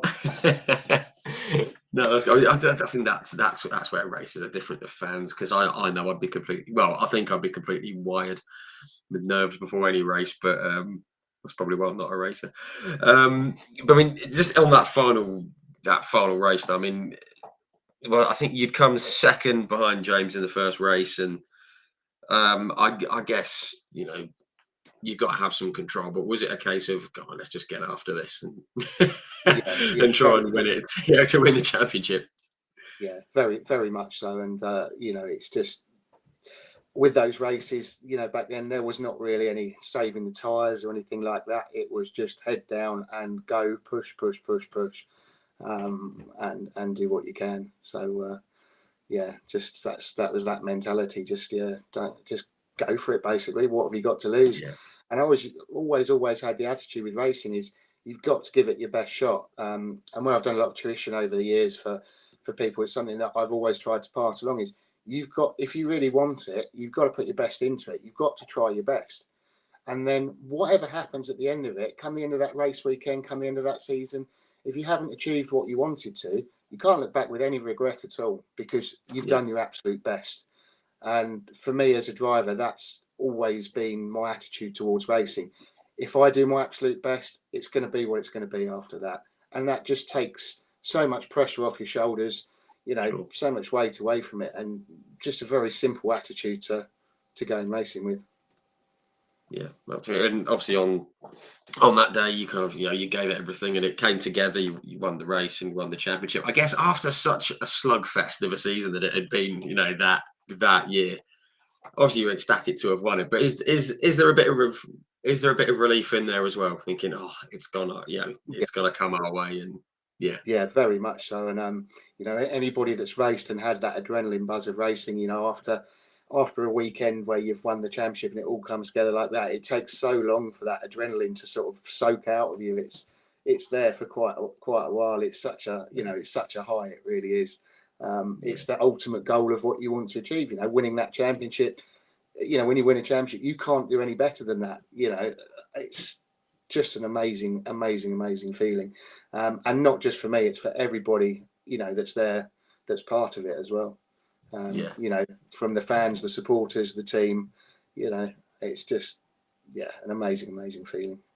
Yeah, I mean, and it's quite good you say about the adrenaline and that kind of buzz that it gives you. I mean, I think we've all felt it at various points of our lives, but I always come back to two chaps who have done quite well in touring cars, whose surnames are Neil and Plato, and they were having a chat, and they were just saying that they said the most exhausting part of a race weekend was probably the Wednesday when the adrenaline wore off. You just had a huge come down.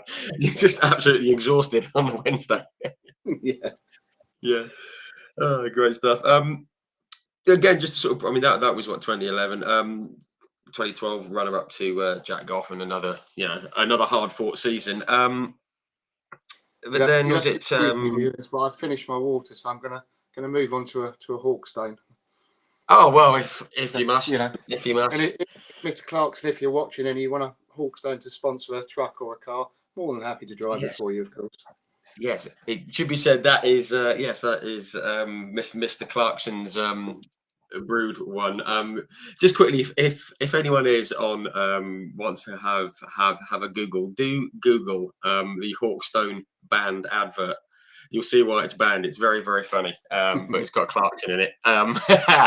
So that's all you need to know. Anyway, but yes, Mr. Clarkson, if you see this, talk to this man here. Please, mate. I'm drinking your beer. I'll quite happily come and buy some in your pub as well. Absolutely right. Good stuff. That'd be cool, wouldn't it? But yeah, I mean, I've always been a big Top Gear fan, so absolutely right. And obviously Grand Tour and everything those guys have done. Absolutely, it's a staple viewing for the petrol head, isn't it? Just want to sort of skip on though. 14, this is when you moved across to WD Motorsport, and it just felt like things were just building sort of through 14, 15, 16, 17. Some chap, Mike Bushell, came in and just blitzed everyone in 2017. Otherwise, it would have been a hell of a season. But I mean, things were sort of building up sort of quite slowly, but quite nicely within the team, weren't they, over that period before the culmination in 2018? So the difference that happened in 2014, there was a few big differences. So that year, I met Wayne Easton that we mentioned earlier. So Wayne's company, WD Recruitment, it was actually Mike Bushell that put me in touch with Wayne. So I think Mike had won the first championship with Wayne when they were racing in that. And I'd just done my HGV license, and I'd done that so I could drive, lorries with race cars into the racetrack. I'd learning to do all the other jobs through the team over the years. I'd been driver coach, I'd been mechanic spanner in cars, and HGV license was the next thing to do. So Mike put me in touch with Wayne, and I saw Wayne. I was driving a Brett's Tipper lorry down in Lydd, and I saw Wayne at the weighbridge at the Lydd depot down in Lydd. And Wayne says, "Well, what are you doing for racing this year now?"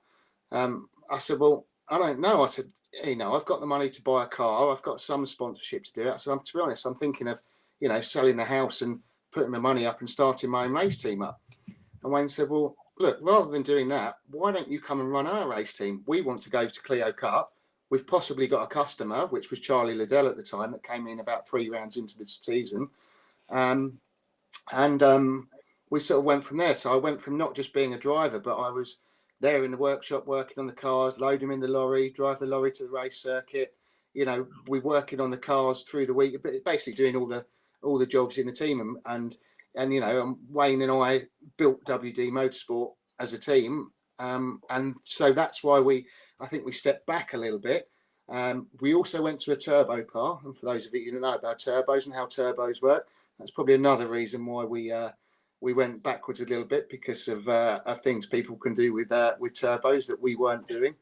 But enough said about that. And but we got there. We won the championship in 2018 with Wayne, which was such an achievement. So by then we were running a 5-6 car team. We had Nicholas Hamilton with us. We had Sam Osborne. We had Lee Patterson. We had Dan Zelos, who's been on to win the minis. Fantastic bunch of guys, fantastic team. Excuse me for anyone I've missed out there, but it's so hard to remember everyone over the years.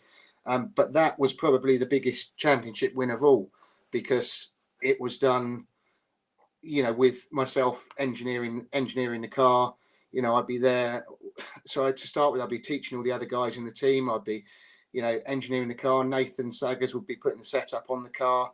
I'd be out doing the tyres with the guys for all the other cars. And we built up this great team with a great bunch of people, to the point where we then managed to go and win the championship with it in 2018. Pyro Motorsport had been so dominant in the Clio Cup, and we managed to go and take the championship away from them that year. So that was just a fantastic feeling to win that. Unfortunately, we didn't get to celebrate it at the very last round. James Dooling thought he'd won it. We had a steward's inquiry going on from Silverstone with an incident with Max Coates. Yes. And I always knew we were going to win it and get it overturned. So that Brands Hatch weekend was a real weird one to go racing, one of the strangest race meetings of my life, because we weren't looking, we knew what we needed to achieve points wise if the decision was overturned. So that was our goal for the weekend. And of course, when we did go to the stewards' hearing, which was about a month after the championship had finished, we won no problem at all. So it was a race we were excluded from at Silverstone. We didn't just get the exclusion overturned, we were put back in and no penalty at all for anything. So there was, quite I think a mistake made there, unfortunately, by the clerk of the course, and we all make mistakes at the end of the day. Yeah. We won the championship, and in the MSA office, in the MSA little courtroom bit, and that was a really weird way to win it. I'd never been to anything like that before either. Obviously with saloon car racing, you're always a regular to the clerk of the course and whoever they may be, and get to know them fairly well.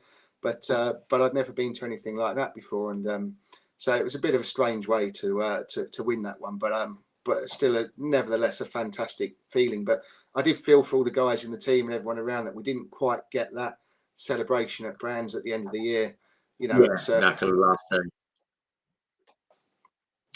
It's, I mean, almost a bit of an anticlimax, even though you almost knew that it was going to come your way. You still couldn't really give it a proper, give it some welly with the celebrations because it wasn't obviously confirmed. But I mean, obviously with the team that you'd built and the way it all came together gradually with everyone getting on board and everyone being so involved with it to win that championship, and it was your fourth one as well. I mean, that must have felt, even though it was odd, it must have felt extra special just because of how it all happened.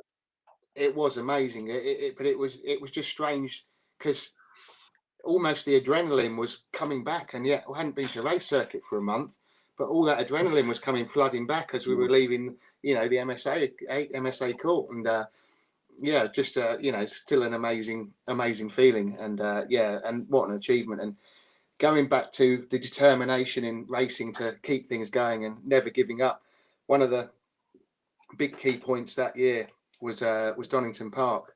So we had 2 races on the Sunday, and in race 1, I'd been forced slightly onto the grass off the start. It was slightly damp in places on the circuit. It was a little bit cold, and we struggled to get the heat in the rear tyres in the Clio Cup cars. It was always one of the things where you'd see a lot of accidents in the first lap, first corner, especially with cold rear tyres. But what had happened on this occasion, I'd dropped the right-hand wheels onto the grass. Well, the front wheel cleaned itself up pretty quickly, but with the camber that we run on the rear of the car, the outside edge of the right rear tyre still had a ring of mud around it. And I know this because as I turned left into the Craner curves, the rear of the car stepped out really, really violently. But as the car leant on it, it then cleaned that mud off in one wheel rotation. It then caught grip and sent me hard right and into the concrete barrier on the right. Jeez. And I hit it with quite a whack backwards, luckily enough, because if it was forwards, that would have been, game over for that weekend. But went in backwards, and the cars. I think the car was still running, and I'm trying to limp the car forward. I'd either started it up again or it was still running. I'm trying to limp the car forward, and I can see a wheel on the grass about 200 yards in front of me. And it didn't even occur to me that that was one of my wheels at that point. I thought that was from another competitor. And the marshals come running over to me, and the marshal's going, "Yeah, okay, Paul, yeah, okay. I'm like, "Yeah, I'm fine, but how's the car? Can I drive it?" And I'm still trying to lift it down, not realising that that's my wheel that I'm looking at. Yours. So anyway, the team, a fantastic job because they got that car back out. They turned that car around in about 3 hours. We got it back out the next race. I mean, the thing was twisted. You'd never seen corner weights like it on a race car. It was so out. It turned one way amazingly and the other way absolutely terribly.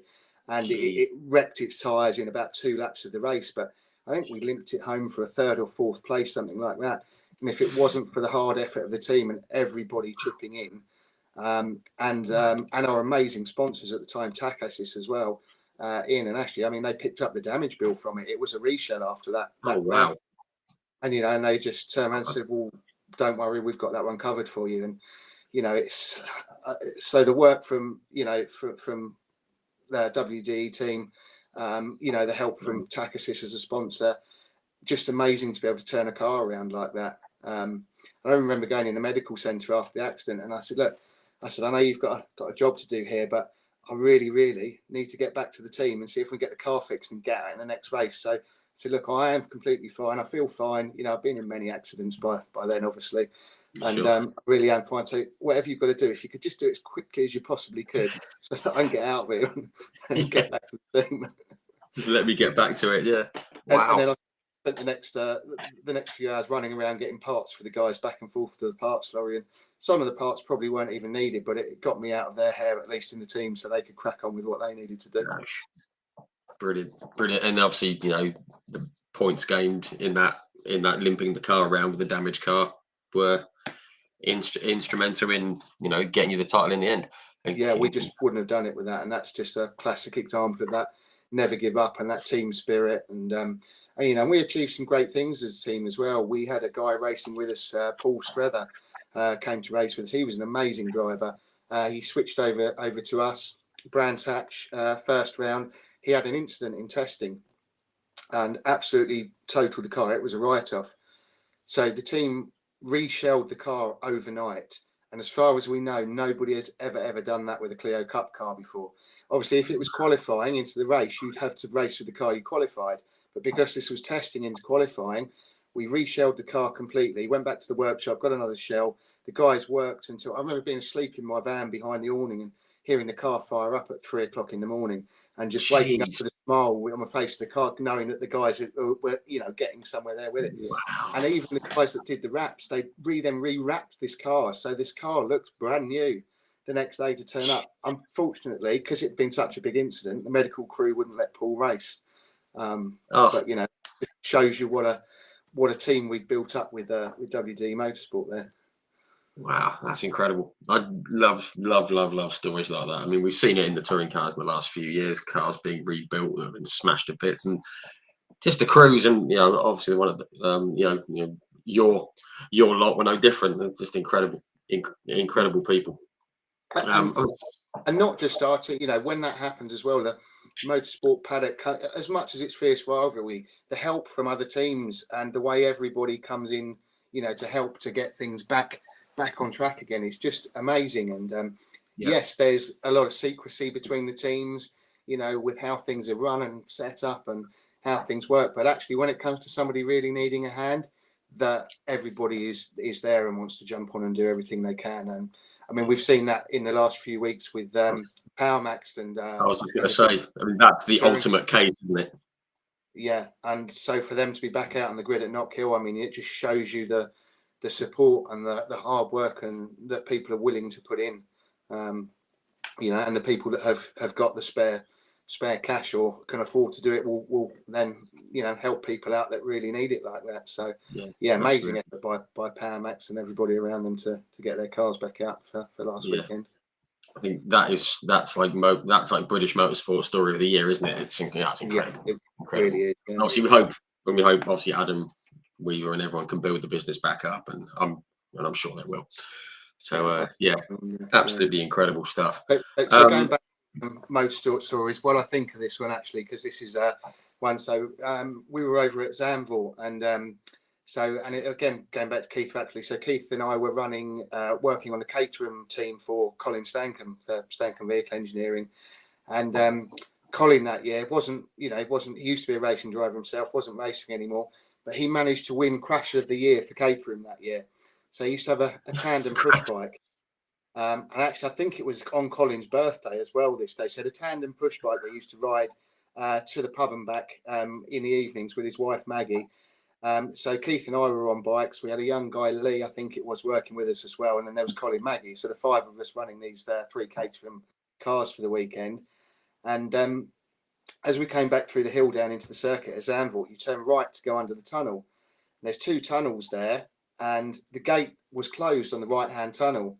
And I was in front, so I didn't see it. But I think what happened was Colin just clipped the curb trying to switch back to the left tunnel. He went down. Maggie landed on top of him. He's out cold on the floor, blood pouring out of his head. I mean, we thought he was dead to start with. It was just, it was chaotic. He was okay eventually, and he came around eventually. And when he did come around, first of all, I think I had my T-shirt we wrapped around his head to try and stop the bleeding, as we didn't know where the bleeding was coming from.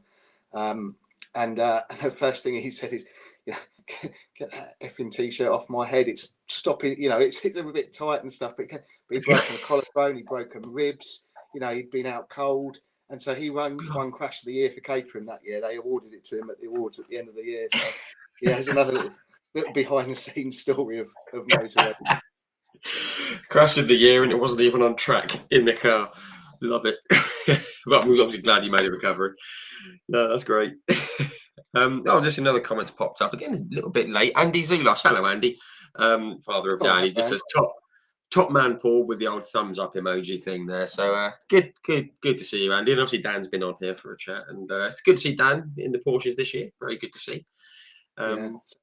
Dan's another fantastic driver as well, and we worked really hard with Dan when he was racing with us in the Clio Cup team, and so much so that actually Andy, when Dan won the mini championship for the first time at Brands, I went down to congratulate Dan, and Andy dragged me up onto the podium for the team celebrations. He said, because we wouldn't be here we wouldn't be here without you because of what you've helped us achieve with the Clios to get here. So that was really nice and very emotional, and a real nice moment to be pulled into something that I wasn't part of at all that year, basically. No, sure. But people have got long memories, and they know who's made a difference, which is lovely. That's nice, lovely. Right, well, I want to come to trucks in a minute, but we've got to talk BTCC because there's loads of people who've been mentioning it in the comments and stuff. Obviously, 2020 was a tricky year for everyone with COVID and just everything around the world that came with it, and a shame we couldn't go racing. We all wanted to, but obviously, bigger things at play. You said obviously back in 2002, so 18 years before, you were thinking British touring cars. Here we go. It took a while to come around, shall we say? But you managed to get in the seat. Was it James Gornall was in with Trade Price Cars racing with the Audi? Brilliant looking car that year. Loved it. He pulled out. I mean, he'll have his reasons. I'm not going to say why on here. Was it Mike Bushell hopped in, but then you got the opportunity as well. I mean, how did that come to be? And you must have been absolutely buzzing when it came around. I was, yeah. I think it was again a little bit of right time, right place. Got chatting with the guys at Silverstone and just said, look, if there's any chance of me jumping in a car at any point, please call me. This is my number. And then the next thing, well, actually, might be an opportunity coming up. Again, with fantastic sponsorship, from TAC Assist and other money from everybody else around me, we managed to get in and do a couple of races in it. So that was fantastic for, first BTCC experience. Not the most competitive car on the grid, but it got us on the grid. And in fact, when we went to Brands for the final round, we qualified. In fact, I've got the qualifying sheet on the wall up here. I think it was 8th. Nice. But pretty high up. 9th in a second ever qualifying attempt for British touring cars on a wet circuit. So I think it was a bit of local knowledge with it being Brands Indy and just watching and seeing what it took. And there was a couple of things that made that work. One was basically you drove over the grass at the inside of Graham Hill. So your right-hand wheel was just on the circuit, and then you came out a bit tighter because that's where the grip was. And then Clearways was to hold a tight line coming out of Clearways. And apparently I was one of the only cars on the track doing that. And I think that just gave us that little bit. And the car worked better in the wet as well than it did in the dry with that car. So, that was a fantastic feeling and a fantastic experience. And, getting really nice comments from all the guys up and down the pit lane and, other team managers and stuff. And I'm thinking, maybe I've actually really made it now and I might get a chance in touring cars. But of course, with it being as expensive as it is, that didn't carry on as I would have hoped it would. No, sure. I mean, what I do remember though, when it was announced that you were going to be stepping into the car, was it excuse me, it was Snetterton when it was the first one. When that got announced, I remember just across social media with the page and everything, people were just saying, we were chuffed a bit for you. So pleased to see you in there because you've been so familiar to BTCC fans through the Clio Cup. I remember everyone was just so positive about it, and I think some people were saying, "Oh, finally, he's got a shot. He's been able to get in." Just quickly on the car, though. I mean, it's another car to get to grips with. I mean, you're pretty well versed in the Clios and everything. I mean, what did you think the first time you got in and like gave it some beans in the touring car? Just amazing, it really was. So you had to we had to do a certain amount of laps, a certain amount of time in the car to be able to be eligible to race. So we did that at Snetterton on a wet test day, and Malcolm Spretnan was there with the car engine in the car, and he's like, "Crikey, you're doing really well. You're right on par with what our wet times around here." And I'm thinking, well, I've got a bit more to go yet. I'm just sort of, So that was a good sign and just a really nice feeling as well. But when we went with the car in the dry, it was just a little bit unpredictable from the rear with the car. So it worked really well in the wet, but just a little bit unpredictable on the rear with it. But just a fantastic experience. And my mum had passed away not long before that, and it really was, look, if I'm going to get a chance, I've got to race touring cars at some point. Let's just grab this opportunity with both hands. and do the best we can with it. So, so a massive thank you to Trade Price Cars and the team and everybody there for, giving me that opportunity to get in and go racing in something that I've always dreamed of doing. That's what I wanted to do when I think it was the Tim Sugden Scholarship when I first drove a saloon car, back in the early 90s. And before that, I always looked at being a single-seater driver. And I remember getting in this Vauxhall Vectra at the scholarship and heading down the straight at Croft, and I could just imagine being on a grid with 20, 30 other cars, wing mirrors flying left, right and centre, and that was it. I was hooked on saloon cars after that. I wasn't fussed for single-seaters then. I just wanted to go saloon car racing. Yeah, absolutely right. And just saying about imagining being on the grid, I mean, I've said this to a few people who have made their touring car debut with whatever age they were at. I think like Fiona Leggett was one I spoke with, and she said she could barely breathe when she got on the grid for the first time in a BTCC race. She was like, "What am I doing here?" Obviously, you loads of experience. I mean, what was it like on the grid for that first race at Snetterton? I mean, did you have a moment where you thought, "Right, here we go.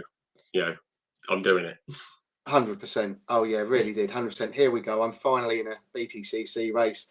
But that was the other feeling that was going on. Was, well, why am I so far back on the grid? Because again, like we spoke about when I did the Formula Renault at the end of 2002, not used to being that far back. But it's tough. British touring cars is such a tough championship. The cars are very finicky to get the setup just right on. And it is, you talk to any driver in there, and it's not the sort of car that you can just jump in and be bang on the money straight away. So just take a little bit of time to understand as a driver. And one of the big things with that is the amount of bump steer they run on the rear of the car. So for those of you that don't know what that is as the rear suspension compresses, the rear tyres actually tow out and steer the rear of the car out to help the front round. And that's a very strange feeling as a driver, and the way you have to drive the car to get that to work. So yeah, they take a bit to get your head round, and there's so much to play with setup wise on them as well. So but yeah, fantastic bits of kit. And I probably watch more BTC races now than I've done before, because I have the time to. When I was racing on the package, I come back and people say, well, oh, what happened in the touring cars? And I was like, well, I haven't got a clue. I haven't had a chance to see any of that. Yeah. Other bits going on. And also, I mean, obviously, 2020, the Audi, the S3 is it was a big old saloon car. You got the opportunity to hop in the next year in what would we regard as a hot hatch, the Ford Focus. Obviously, you stepped in for Andy Neat. Andy got a bit of stick that year, and I'm not going to go into that because that really annoyed me, the whole thing around Andy. But he decided to step away.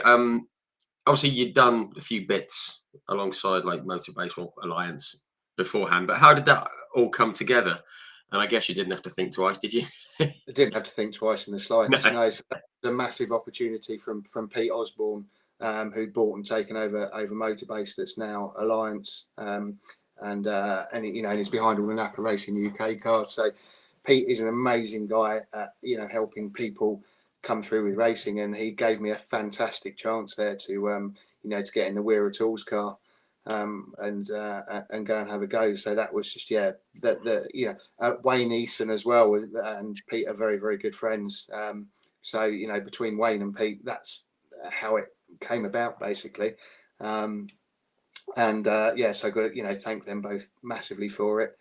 But that was tough jumping into there. So I remember Knock Hill was the first round. To Knock Hill in a touring car is there's no let up, none at all.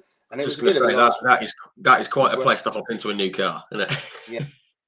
Yeah. And so if I'd have had my way in a bit more notice, I would have got my fitness a little bit higher for it as well. But I remember being out in test session 1, and I think it was I can't remember, it was a little bit damp. But we were all right. We were doing, I think we were around about 10th place, something like that. Then I think it was a damp circuit or a wet circuit. Then session 2, dry running, we had an issue with the car. And I remember going into qualify. I think even by the time I'd finished qualifying, I'd done less than 10 laps in the dry around Knock Hill. We were 9th off pole and about 25th on the grid. Just shows you how close it is at the end of the day. Manic, isn't it? Yeah. So, but amazing opportunity to drive the car. Learned a massive amount. We then went on to Thruxton. Teammate was Jake Hill, who was racing for the championship at that point. So when we went to Thruxton, I said, look, guys, please, can you just stick Jake's setup on my car the same? And they got it as close as they could. But it was just, again, Thruxton, what a baptism of fire in a touring car. Just and rapid. Then going back to that bump steer, going through the left-hander of Noble, I think it is out the back there. It's very, very nearly flat or just flat if the tyres are right. But when the rear, you turn into the corner and the rear just sort of goes like this, it's quite unnerving, and it takes a little bit of building up to, but you just don't have that time. You're in at the deep end, and you just got to make the best of the job you've got. But just amazing to be out there again, and back out in another touring car. So that's the stuff dreams are made of, to be able to get to go and do that. No, fantastic. And it just lead on very just before we close a little book on the touring car side. Our friend Diffan Evans, hello Diffan, he asked a question a while ago. We've come around to it now. He says, even though you had limited running in the Audi S3 and the Ford Focus, did you like one more than the other to drive? And what were the differences between the two cars? Good question. The Focus was definitely a better car to drive. It was definitely a very well engineered car. Motorbase Alliance Racing, an amazing team as well. Not to take anything away from the trade price cars guys, but just a whole another level at Motorbase and what's now become Alliance Racing. So just fantastic to get in and have a chance to be with those guys and race with those guys, and all the guys that I'm there racing against. I know most of the touring car grid so well, because a lot of them have come through the Clio Cup into touring cars. So and I always speak to all these guys at the race circuit when I see them, even if it's just a quick hello. So just nice to. It felt right. It all just felt very, very right, basically. But I did feel that I just needed a bit more time to really, really get to grips with the car, whether it was the Audi or the Focus. Sure. And what I will say, just on the back of it, people talk about the good-looking cars of the last few years. That Wearer Tools Focus did look the nuts. It was a great-looking car, wasn't it? People don't mention it, but it was a proper car. I loved it. It was. And I've still got my team shirts from that, and I still wear them around. Wear them around now because it just looks cool at the end of the day. Yeah, absolutely right. Absolutely with you on that. Great stuff. We'll come to we'll come to another couple of questions in a minute, but we've got to talk trucks. We haven't had anyone on trucks. Now, you tested the water sort of 2019. You did a few races in 2019, I believe, but then and then a bit more in 2022. So the first time I ever raced one was back in, I think it was 2016. Okay. So Wayne Eason and his wife Joanne were racing in the British Truck Championship. And Wayne said, you've got to come and have a go at this at some point. So I raced Wayne's truck at Snetterton. Okay. And I absolutely loved it. It was quite down on power compared to the other guys that were out there, Division 2 again. But we managed to bring home a podium in one of the races at the weekend. And it was just so much fun. It really was. And so I sort of always knew after that I just had a funny feeling that eventually I'd end up doing some, real truck racing. And Wayne and Joanne were great. I mean, Wayne and Joanne, I think, were the first husband-wife team to ever race in trucks. And they did a live interview on live breakfast TV. And Wayne's famous quote was when they asked, well, how do you think Joanne's going to do? And Wayne just, because he's quite a joker, he just turns around quite calmly. Well, if she burns rubber like she burns my dinner, she'll be just fine. So live on breakfast TV to the nation, There's no going back from that, is there? That's out there forever. That's great. I mean, you said it kind of felt inevitable that you were going to get into the truck, to the truck racing world. Excuse me. I mean, I think people will know about truck racing. Everyone knows, like Steve Parrish, obviously, who just raced everything. I remember seeing like Davina Gillitzer way back doing truck racing, and it's always been there, and it's something that I'm trying to get into, and I've never really managed it, but it is incredible. I mean, even after many years of watching it, it still doesn't quite look right. It's just like, what are you guys doing? But it's incredible, isn't it? It's fantastic. the physics just don't make sense. A 5.5 ton truck with 1,000 odd horsepower, getting held around the track, and it's just, it's just amazing. We're limited to 100 miles an hour in the truck, and yet, Brands Indy, we're quicker than a lot of, saloon cars and things that race around there, even though we can't get past 100 miles an hour. And it just shows you what, we can do around about a minute lap time there, and in a 5.5 ton truck. So I think Clio Cup, our lap times were like a 52-second lap. So, there's a lot of series that race that lap times are well over a minute around there. So, yeah, they're a quick piece of kit for what they are, but very, very different to drive. And it just all fitted for me. Everything was back to being very manual as a driver. The shift is manual. You've got to do everything. You've got to use 2 feet across 3 pedals. You've got, there's a video on my Facebook channel if anyone wants to go back and find it, of my feet at Pembrey in the truck, and it's just constantly moving feet across the pedals, because you need to be on the brake and the throttle, you need to be heel and toeing, you need, there's just so much to do in there like that. And it's, for me, that was great. And it just fitted so well with everything. Our sponsor, TachoSys, they provides tachograph download equipment and remote download stuff for the lorry, for the lorry drivers. So, anyone that's got a tacho card, when you go and put it in your machine and download it, if you have a little look in the corner, most of them will say TachoSys on there. And so it fitted with our sponsor to go that way. It fitted with, Wayne and the team. It just made sense to go and do it. So we had this fantastic black lorry with TachoSys on it. And we started on the back foot a little bit, and then it just came together really well. And we were just, starting to win through the second half of the season. So that was fantastic. So yeah, that was really good. And then obviously COVID hit after that, so we didn't continue in 2020. But that was when I then had the chance to step into the touring cars. So so that was massive. But yeah, I mean, truck racing is just an amazing championship. It really is. I must admit, I'm very gutted not to be in it this year. I love it so much. I don't know if I'm going to get a chance to go back and do it again or not. But if I do, obviously I'll snap that with both hands and go running for it. But if we go back, it wants to be. I feel we need to go to Division 1. We've achieved what we can in Division 2. But the last few years with Napa Racing UK, that's been an amazing ride as well. To be part of the whole Napa Racing UK family was just absolutely amazing. Great bunch of guys, great bunch of people.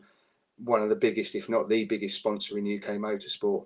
And so for me, that's a bit of a dream come true to have, some backing like that behind me with where I've come from. So, so that's been absolutely amazing ride through that. And obviously winning the championship. Which I kind of want to come to, just because how it happened. Just before I do that quickly, I've just seen we got Ian Hayward, who, again, I'm sure you know. Let's have a quick scroll here. He has, hang on, excuse me, a bit jumpy here. Sorry, folks. He said that you do love a wet race, Paul. Now we're going to come to that at Brands Hatch. Brands Hatch was best, winning in front of Division 1. We're going to get to that. And Ian has said that Charlie and Elise say hello and are missing you in the truck, but are supporting Callum. So there you go. Hello. So that's great stuff. What we got here? We're going to come to this. Sean Lewis, hello, Sean. He said, still remember the greatest truck save from Paul was Brands Hatch final 2023. Full 360, still came out in front. We've got to talk about this because the season, I mean, it was a belter, absolute belter. You and Adam Bint going at it. It was absolutely fantastic. And it all came down to Brands Hatch, where pretty much everything that could have got thrown at you got thrown at you. I mean, the weather was horrendous. I mean, it was, and I mean, I might just pass it over to you just to sort of get your take on it, because as I say, everything was thrown at you, including the weather and spins and goodness knows what, and you ended up winning by the slenderest of margins. I mean, I'll just pass it over to you, if I may, and let you go with it. An absolutely amazing weekend. We'd been on the back foot at the start of the year. We had some gearbox issues, and we went into that last round. We'd been, for the second half of the season, we'd been, winning lots and lots. I think there was one weekend where we had 4 wins and a second. you know, and just fantastic run of results. And so we managed to close the gap down on Adam, knowing that, you know, there was a chance we could, you know, if we got it right, we could go in the last round and you know, and fight for that championship, which was always the goal. But so the spin at Surtees going up into Clearway. So I was tagged by another truck, and this isn't the easiest of things to do in a truck, because you've got to build the boost up to have any power. So I'm tapped and I'm spinning around on the grass in this truck. But as I'm going around, I've got one eye on where the truck's going, the other eye on the controls, and I've come down through the gears and managed to get onto the throttle and build some boost back up. So as it's come round in the right direction, I'm literally already in the right gear as I've rejoined the track, heading the right way, and just almost carried on as if nothing had happened. And Wow. that was shown over and over again on social media, and it was absolutely mega. And even I remember Dan Zelos sharing it on his Facebook page, and, you know, with a really nice comment with it as well. And you know, and it just, that just was absolutely brilliant. So that was a real roller coaster of a weekend. So there was another race we'd had coming together with Stuart Oliver on the first corner. He, I think, had been touched by another truck, and as he came out of Druid, something broke on his truck, and he came across and ran into us. We ended up on the grass, struggled to get going, managed to get it off the grass, got round for the, it had been red flag, got round for the restart. We realised the radiator had gone on the truck, so we had to pull out of that race. So we're sitting there thinking, that's it, championship is over now. That's our hopes just gone. We're not going to do this. We got so lucky. The race got restarted. Within a couple of laps, it was red flagged again for an incident and wasn't restarted. So there was no points awarded for that race. Yeah, right. And that was a massive amount of luck on our side. You know, which you always need a bit of in racing. You know, a lot of the time luck could go against you as well. So it's nice when it all comes your way like that. So we got lucky with that one. Then going into the very final round, we're tied on points with Adam, and I know all we've got to do is just beat him. You know, if we beat him, it's fine. Anyway, again, another incident, and the race got canned. But because we're equal on points, it then goes down to whoever has the most wins. And we'd won like 20-something races, I think, that year. So we got that on the most wins. So yeah, amazing feeling. I've got, if you can see up there's the flag from Napa Racing. So Ash Sutton obviously won the touring cars that year, and he had the same flag, but for the touring car style. So that's nice to have brought that back and have that in the man cave here. And, you know, we got up on the truck, you know, it literally on the roof of the truck and standing there in the paddock with the flag and, you know, arms in the air, and just a fantastic feeling. And it really was. And I don't think Brands Hatch would be too happy about this bit, but my deal was that if we won the championship, I had to go through the rally car wash. So if anybody's seen the rally car wash down at the bottom of Brand, and I really don't recommend this wasn't a clever thing to do. So fully race suited and booted, walking through the rally car wash, and dirty, horrible water from where it washes the rally cars sprayed at you, and you can't breathe in there, you can't do anything, and you're literally soaked like you've been swimming. And so that was that was an interesting way to celebrate and finish it off. And you know, I think a few people thought had sort of dared me to do it or betted me to do it, and didn't think I was going to. But you know, I'm not one to shy away from that side of things. So yeah, just fantastic, and just a fantastic feeling through the team, and you know, and the fans and everybody else. And the truck racing fans were amazing. You know, motorsport fans are amazing in general, but truck racing and car racing fans aren't necessarily the same people. So it's, you know, got a whole new following in the trucks, which was absolutely amazing. So fantastic to be able to, you know, to win the championship for the team, you know, for sponsors, for Napa UK, for Tack Assist, for Wayne. You know, Pete Osborne again, very instrumental behind the scenes with things. So you know, and obviously Wayne Eason. So you know, and obviously Andrew Fulcher, team manager, who was on commenting earlier. So you know, just a massive thank you to all those guys, and of course everybody that worked on the truck and the hard work that went into it. Because you know, a truck to run a truck is just a whole nother level to a car. You need, with a car, you can stick, for Clio Cup team, you can stick 4 or 5 of them in the back of a lorry. With a truck, you've got a lorry just to take the truck, and then another lorry just to bring the spares. Jeez. Your engine cranes are forklift. That's a manatee. So it's just wow. It's just a whole different level of engineering, and it's just bigger. Yeah. Wow. Yeah. Great fun. I mean, one thing I do have to mention actually, the JSCC has been on the support package of the trucks, and we've got Kersley Motorsport. Sheila Kersley, we've partnered up with Kersley Motorsport this year, and for the final round of the season, folks, get down to Brands Hatch for the trucks and the fireworks and the JSCC. It's a fantastic event. It's even better when Paul's in a car wash. It's absolutely but truck racing in general was a fantastic series, and the support series is great as well. It's a great day out, especially at Brands Hatch at the end of the year. That meeting at Brands at the end of the year, it sells out every year. The fireworks are amazing. It's just, the racing's amazing. It's just it's very, very special place to be. It really is. I think the only other thing that's come close to that Brands Hatch meeting for me with trucks, which has probably actually topped it, was racing at the Nürburgring back in 2019. That would do it.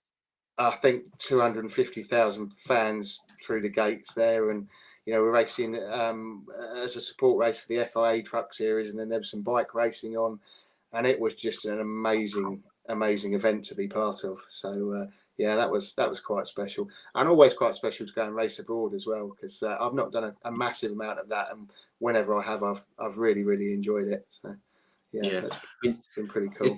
It's great to hear that from you, who has been racing for like many years. It's still kind of a bit of a thrill to go and race abroad. As I mentioned at the start, we had like Rowan Campbell-Pilling from F4. He said he went out to Zandvoort and absolutely loved it, just because it's a different feel, different circuit. It's just a great experience racing abroad. So people at different ends of their careers just love getting out and racing abroad, which is great to hear. Just one last sort of question here from Ian Haywood. Hello again, Ian. It says, do you think Sam Osborne and Dan Rowbottom would love to get in the truck again? Sam obviously raced when you broke your ankle, when Robo wanted to, when at Pembury. I'd like to see that. That'd be cool. Yeah, that would be cool as well. Who knows? You might see Sam, when he's finished with his touring cars. You never know. You might see him out in a truck. Sam did a fantastic job at Pembury. And and Dan Rowbottom's, he's not shy of getting in one and having a go either. He really likes him. I don't think you can ever see the likes of Sutton or Camish get in one. I did give Camish a passenger ride round at Anglesey when we were doing a sponsors day for Napa up there, and it's quite an eye opener to give someone a passenger ride in a truck, because people just don't think it's going to accelerate, stop and turn as well as it does. But it would be very nice to see both Dan and Sam. Sam have another go, and also Dan come and have a go at some point in a truck. It really would. Yeah, for sure. And I know Dan, he's been in like heavier cars before. We did the Euro NASCAR for a bit, didn't he? And there's sort of big old beast to get, to wrestle with. So go on, Robo.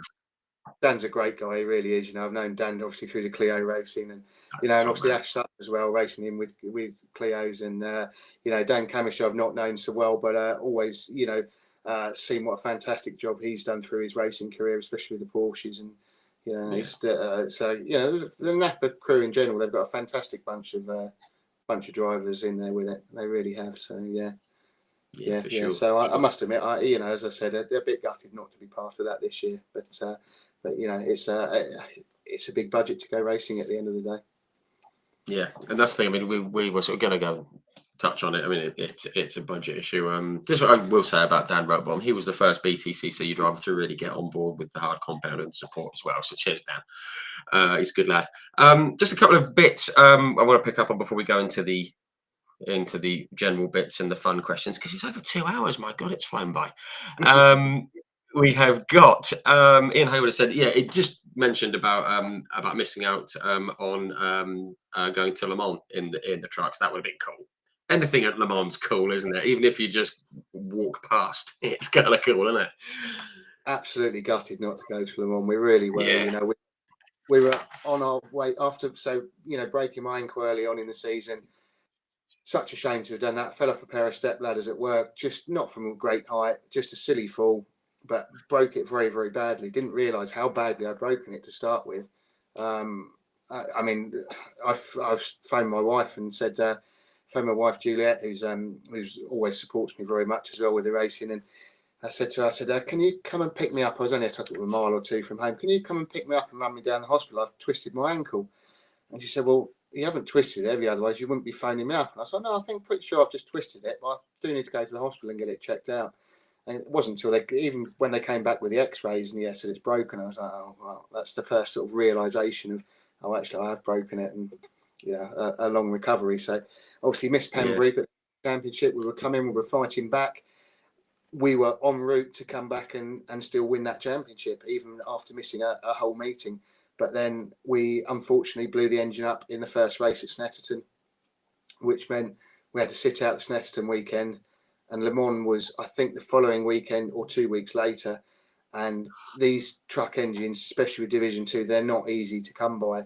And we just couldn't get anything turned around with the truck to make the trip to Le Mans. So that was absolutely gutting. So, devastating for two reasons. One, championship hope's gone. And two, not going to go to Le Mans as well. And missing the Snetterton, rest of the Snetterton weekend. So, yeah, that was not the way we wanted to finish the season. But we did have another fantastic race that year. We did something that I think, as far as I know, has never been done before. And we managed to beat all the Division 1 trucks at Brands Hatch in a wet race in a Division 2 truck. Wow. And yes, we started on the front row. I think we started P2 and led from the get-go, but we had the pace to do it as well. And it was really wet race. There was trucks falling off all over the place, and we were walking away in the lead with it. And I just remember being on the radio to Andrew just saying, just keep me up with the gap behind. And I was pushing like mad for the whole race. I really was. But and the track conditions were just kept changing and changing and changing to the point where they eventually red flagged the race because it was just too wet to race. Wow. But that was just a fantastic job to be able to, beat the Division 1 guys with a Division 2 truck. Yeah. So, no, that's one of the best races of my life again. So I'm sure. Absolutely fantastic. That's very, very cool thing. Okay, just got a little bit here. What have we got? Sean Lewis, he said that he loved going out in the truck with Paul. It was an awesome moment. We like that. Darren Morley, got to say hello to Darren. He's put a couple of comments in. Sorry it's taken so long. Where are we? What's he said? Yeah, he said he wouldn't even know what gear to be in a truck because they've got about 16. I went, yeah, with you on that. I wouldn't have a clue. Not a Scooby. But he's also said this sort of ties into where we are. This sort of ties into where we are in the chat. He said, what's your next racing challenge? Plans for next year, anything like that? Is there anything that you'd like to do or anything that might be in the pipeline? So the thing that I would love to do most is get back into a truck and go and race in Division 1. It's not quite in the pipeline at the moment, unfortunately. But I'm going to keep working away with it and see what happens. I don't want this to be the end of my motor racing career now through stopping this year. Okay, I'm 47 next week, but I've got plenty of racing left in me still, and especially in the trucks as well. But the big thing that I'm working with at the moment is, as you can see on my shirt, the raceteam.com, the app that we're currently building for motorsport. So if anyone wants to log on to raceteam.com and check out what we're doing with that, that's going to be getting launched before the end of this year. And who knows, if it takes off, it won't happen for next year, but in a few years you might see a truck with raceteam.com on the side of it out there. Oh, that'd be great. Yeah, we'd love to see that. And obviously, we do hope it all takes off and goes very, very well. Fingers crossed, because it sounds like a fantastic app. It's going to help a whole lot of people as well, which is great. Okay, I'm going to get on some general stuff. Oh, first we got Callum Eason, who's tuned in. Hello, Callum. He said he drove. What we got? He just said he drives the number 26 Tool Maniac Man truck. Yes, you do. So there you go. Check out Callum. He said that he enjoys driving the trucks. They are a different weapon. Excellent. They are indeed. Yeah. So Callum is Wayne Easton's son, and he's been in his first season in the trucks this year, and he's doing a fantastic job. Callum is a great driver. He really is. I've worked with him for a few years through him racing in some of the lower series, is the Focus Cup and minis, etc. And so Callum's a really good little driver, and he's doing a great job in the truck this year. So we had actually did have an entry for the year, and Callum's racing with that entry. So because obviously limited to 20 trucks on the grid, so good to see Callum out there. Great job he's doing this year, and he needs a bit more power in the truck. He's a bit underpowered. It's not the same truck as I raced last year, so a bit more power, and I think you'll see plenty of podiums, if not a championship, from Callum in the future. Nice one. Well, I mean, if there is a championship, we've got Imogen Butchard has just said, hello, Callum, do you fancy walking through the rally wash at Brands? Don't answer that, Callum. Don't put it in writing. They'll hold you to it. If Jonathan Palmer's watching, he's probably going to put a lock on that now. Yeah. Be ring fenced, electric fence around it. No, good stuff. Okay, just some general bits and some fun questions just to wind down. Firstly, you've got by far the record of wins in the Clio Cup, 43 wins. The next one is Johnny Adam with 18. So you got more. I mean, you must be sort of proud of. Must be proud of that. Having that. Yeah. It's been amazing. I mean, my Clio Cup career is what I've really sort of been known for. And while we're on that, I'm just going to take you for a tour around the man cave. But one of the things that I was awarded by Renault was this race suit with Mr. Clio Cup on the badge. It's got a big 200 on the back of it, and so Renault France got hold of that. I was coming up to 200 races in the Clios and had that made along with a big cake and stuff as well. So, that was that's quite special. Yeah, love that. Obviously, you got the record 43 wins. You're the only 4-time champion, which is a very, very cool thing. I don't see that being beaten, to be honest. Just very quickly, I do want to talk about. I mean, we've talked about finances and stuff, and everyone's got different ideas of how the BTCC and other series can maybe be more driver friendly and more affordable. Fans like me, generally clueless, we've all got ideas on how it can happen. I mean, just from inside the ropes, the racing ropes. I mean, is there anything that you'd like to see happen with the BTCC? I mean, obviously you've kind of dipped your toe into it, and but we've just got a merry-go-round of drivers, haven't we? Talented drivers can't get on the grid. They're doing half seasons, the odd race here and there. It's not sustainable, surely. I mean, it is the pinnacle of British motorsport. It really is, and it has been for a long, long time. So it's going to be expensive to go and racing. Is it too expensive? If you ask that question to most people, they'd probably say, yeah, it'd be nice to see it a bit more affordable for people to go and do. But, it's the top series. So it is what it is, I think, in that respect. And it's obviously sustainable because the grid's still there.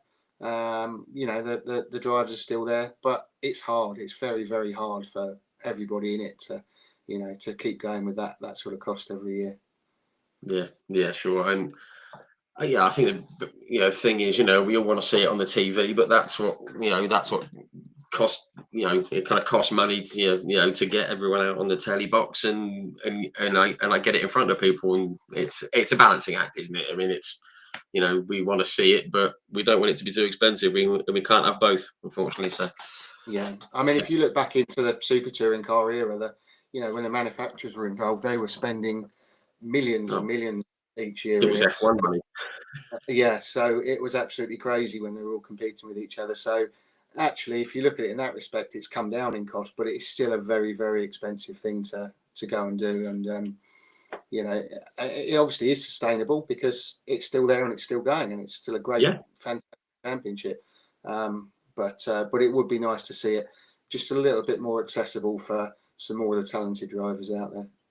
Yeah, absolutely. I mean, I spoke to one at Silverstone a few weeks ago, a certain Mr. Thompson, and he's one of those who, Bobby Thompson's one of those guys who's a front running BTCC driver, but it all comes down to sponsorship. But apparently he's getting close for next year, so that's all good. Good luck. I'm not giving anything away. He told me a few things, but I'm not going to say anything. It's all kicking off in the comments. Hang on, Imogen and Callum are having a go at each other. Oh, Callum has said he'll do it. Callum has said he's going to do it. Oh dear. He said there has to be a reason. Imogen said there's always a reason. Oh goodness, hunger. There's a reason to watch the end of the season truck racing, if ever there was one. Thank you, chaps, for for all chiming in. Lovely. Right. Oh dear, I like it when it gets personal in the comments. I love it. Always good fun. Oh, she's saying she should have kept her. Oh no, Facebook wouldn't let her keep her maiden name. Goodness me, it's all kicking off. Anyway, right, okay, we're gonna just gonna step onto some fun bits at the end. I'm gonna start with this one because Darren Morley's mentioned it. Is there a series that you would have liked to have tried? He said, "Would you have you ever considered doing rallying?" He's obviously a bit of a rally fan. Is there anything you'd like to have a go at, like I don't know, supercars, NASCAR, IndyCar, anything like that? So anything with an engine in, I'll race it. Simple as that. Top. Really is. The V8 supercars in Australia, I think, would be a massive. Obviously, touring cars is a very big one, but the V8 supercars, I think, that's an amazing series. So that would probably be right up there on the tick list of things to achieve. Something I might try my hand on soon is I'm looking to probably do my bike test on the road scene, and then maybe go and have a go on a bike around a race circuit and see how I can get on with that. I've ridden a bit of motocross and stuff in the past, and I enjoy that. And I've been back out on a bike again recently, and really enjoyed it. So I might be a bit old for some serious motocrossing now, and I don't really think I'm up for racing that. Or racing bikes in general, but I would like to have a go and see if I can get my knee down round Donington Park or somewhere like that. That sounds like good fun. Yeah, that would be cool. I've had a few bikers on here, mainly like Shane Byrne, James Toseland, who've been on, and they're just nuts. They're just out of their tree, aren't they? What's wrong with you?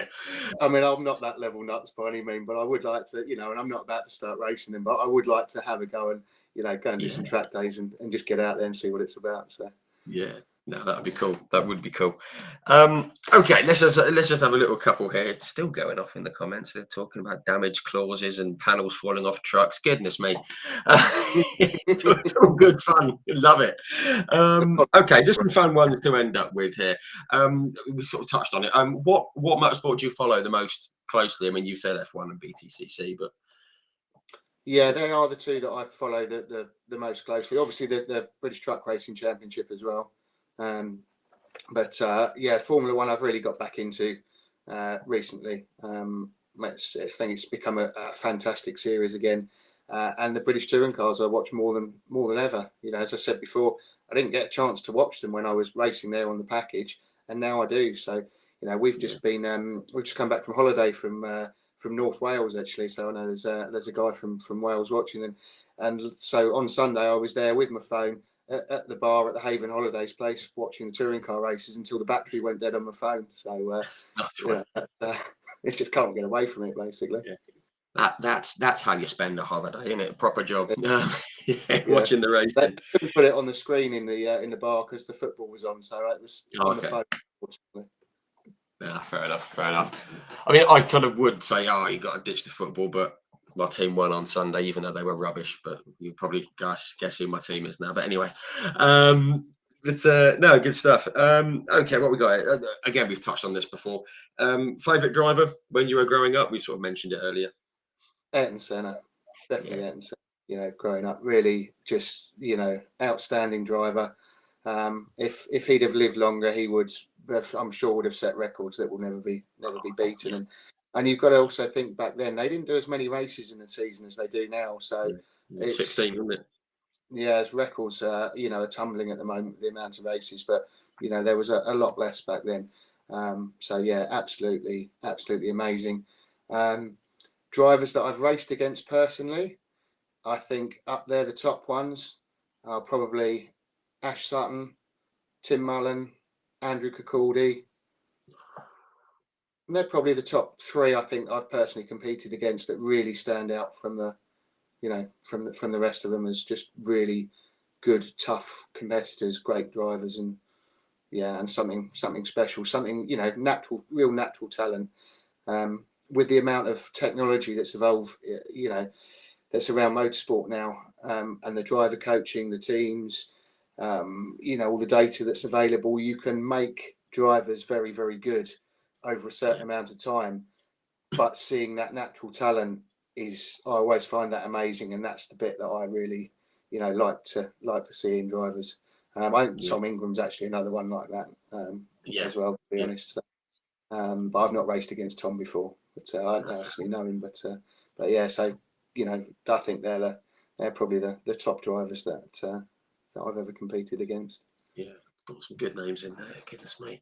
All right, I've got 3 more questions. Someone that's just popped up here in the comments. Who was it who put it in there? Oh, it was Ian Hayward. Right. Oh, hang on a minute. It's come up. Right. Max Orlando. Who's a lot of love for Lando Norris in the comments, folks. Lots of love. I love Lando Norris. I really do. As a person, Lando all day long. As the best driver on the grid, I think it's got to be Max. I can't say I'm a Max fan, but I do take my hat off to the talent and the skill that he's got at the end of the day. My big battle at the moment is, who do I support more? Is it Piastri or is it Norris? Because I think it's a tricky one, isn't it? Because as a Brit, we should be supporting Lando, shouldn't we? But I like Oscar. He's good, isn't he? I like the way he carries himself as well. 100%. He's so chilled and so calm and relaxed, and it's you can't not like him at the end of the day. So, and I think he's got something very special as well. I'm not saying that Lando hasn't, but I'm very torn between the two of them on who I'd like to see end up on the top step at the end of the year. That's for sure. Yeah, I'm exactly the same. I'm glad it's not just me, because I feel bad. I should be supporting the Brit. I always have, ever since I was 5, with Mansell and Brundle and Warwick and all those guys. But that's I like exactly Oscar. how I feel as well. But but then but Piastri just he's the full package, isn't he? So, yeah, absolutely right. Of course, it's going to be an interesting finale, I think, to the season. It's going to be fun. Okay, we've got 2 more. Let's just have 1 more. Okay, 2 more. What's your favourite circuit you've driven on, and is there one that you'd love to drive? Brands Hatch being my home circuit has probably always been one of my favourites. You cannot beat Paddock Hill Bend at Brands Hatch. Yeah. It is absolutely amazing. Yeah, it really is. So I've driven Spa before, but I've never raced it, and I'd love to race Spa. I think that would probably be top of the list of places to race. That, or maybe Bathurst in a supercar. No, I mean, you've just known my 2. Spa and Bathurst. There's just something about them both. Everyone I've spoken to that's raced Spa and Bathurst and Brands GP, they said they absolutely love it. I had Todd Hazelwood on here, the supercars driver, a few weeks back, and he's only won 1 race, and it was the Bathurst 1000. That's in supercars. He just said, if I could race Bathurst every weekend, I would. Yeah, Fantastic. Amazing. It really does. No, it'd be a fantastic one. I mean, hopefully you get the opportunity to do that, and hopefully we'll see you back out racing next year, or in the very near future at least. Obviously 2.5 hours, it's rattled by, it always does. First, I just want to say thank you to everyone who's tuned in. There's loads of you having a right old ding dong in the comments. It's great fun. If you want to visit the page on Facebook, check out the comments, they're brilliant. Everyone's saying that Wayne should come on live. Oh yeah, that'd be good. That'd be fun. Wayne is a very good. He's a big character. Wayne is. He's a great comedian, great guy. So it'd be he'd be very good on it. Yeah. Maybe we'll try and make that happen. But guys, thank you very much for all the comments. There's loads of you tuning in. We've got pushing 200 still tuning in for the live. Thank you very much. But of course, biggest thanks go to you, Paul. Thank you for coming on, having a chat, all your insights and memories and everything. It's been great. It's been a pleasure to be on, and this is the first time I think I've really been able to share my career from start to finish and spend this much time, talking about it and sharing that with everyone. So and I'm very lucky to be sitting here in this fantastic room with all this memorabilia around me, and to be able to talk about the fun that I've had over the years and the support I've had from everyone around me. So so thank you to everyone out there. That's great, and obviously, thank you for telling us all about it, and for and for taking us through your journey. I mean, as I said, I mean, this is what I always say with these. We can all see what happens on track, and it's good to get your side of it, but it's the things behind the scenes that always come out and always make for the best stories. But yeah, thank you very much for coming on, having a chat. I've thoroughly enjoyed it, guys. I hope everyone who's tuned in has enjoyed it as well. And we'll be back soon. So one final thanks to you, Paul. Thanks very much, and we'll see everyone very, very soon. Right. Thank you very much. Right, cheers, guys. Good night. Be safe. Bye. And be happy.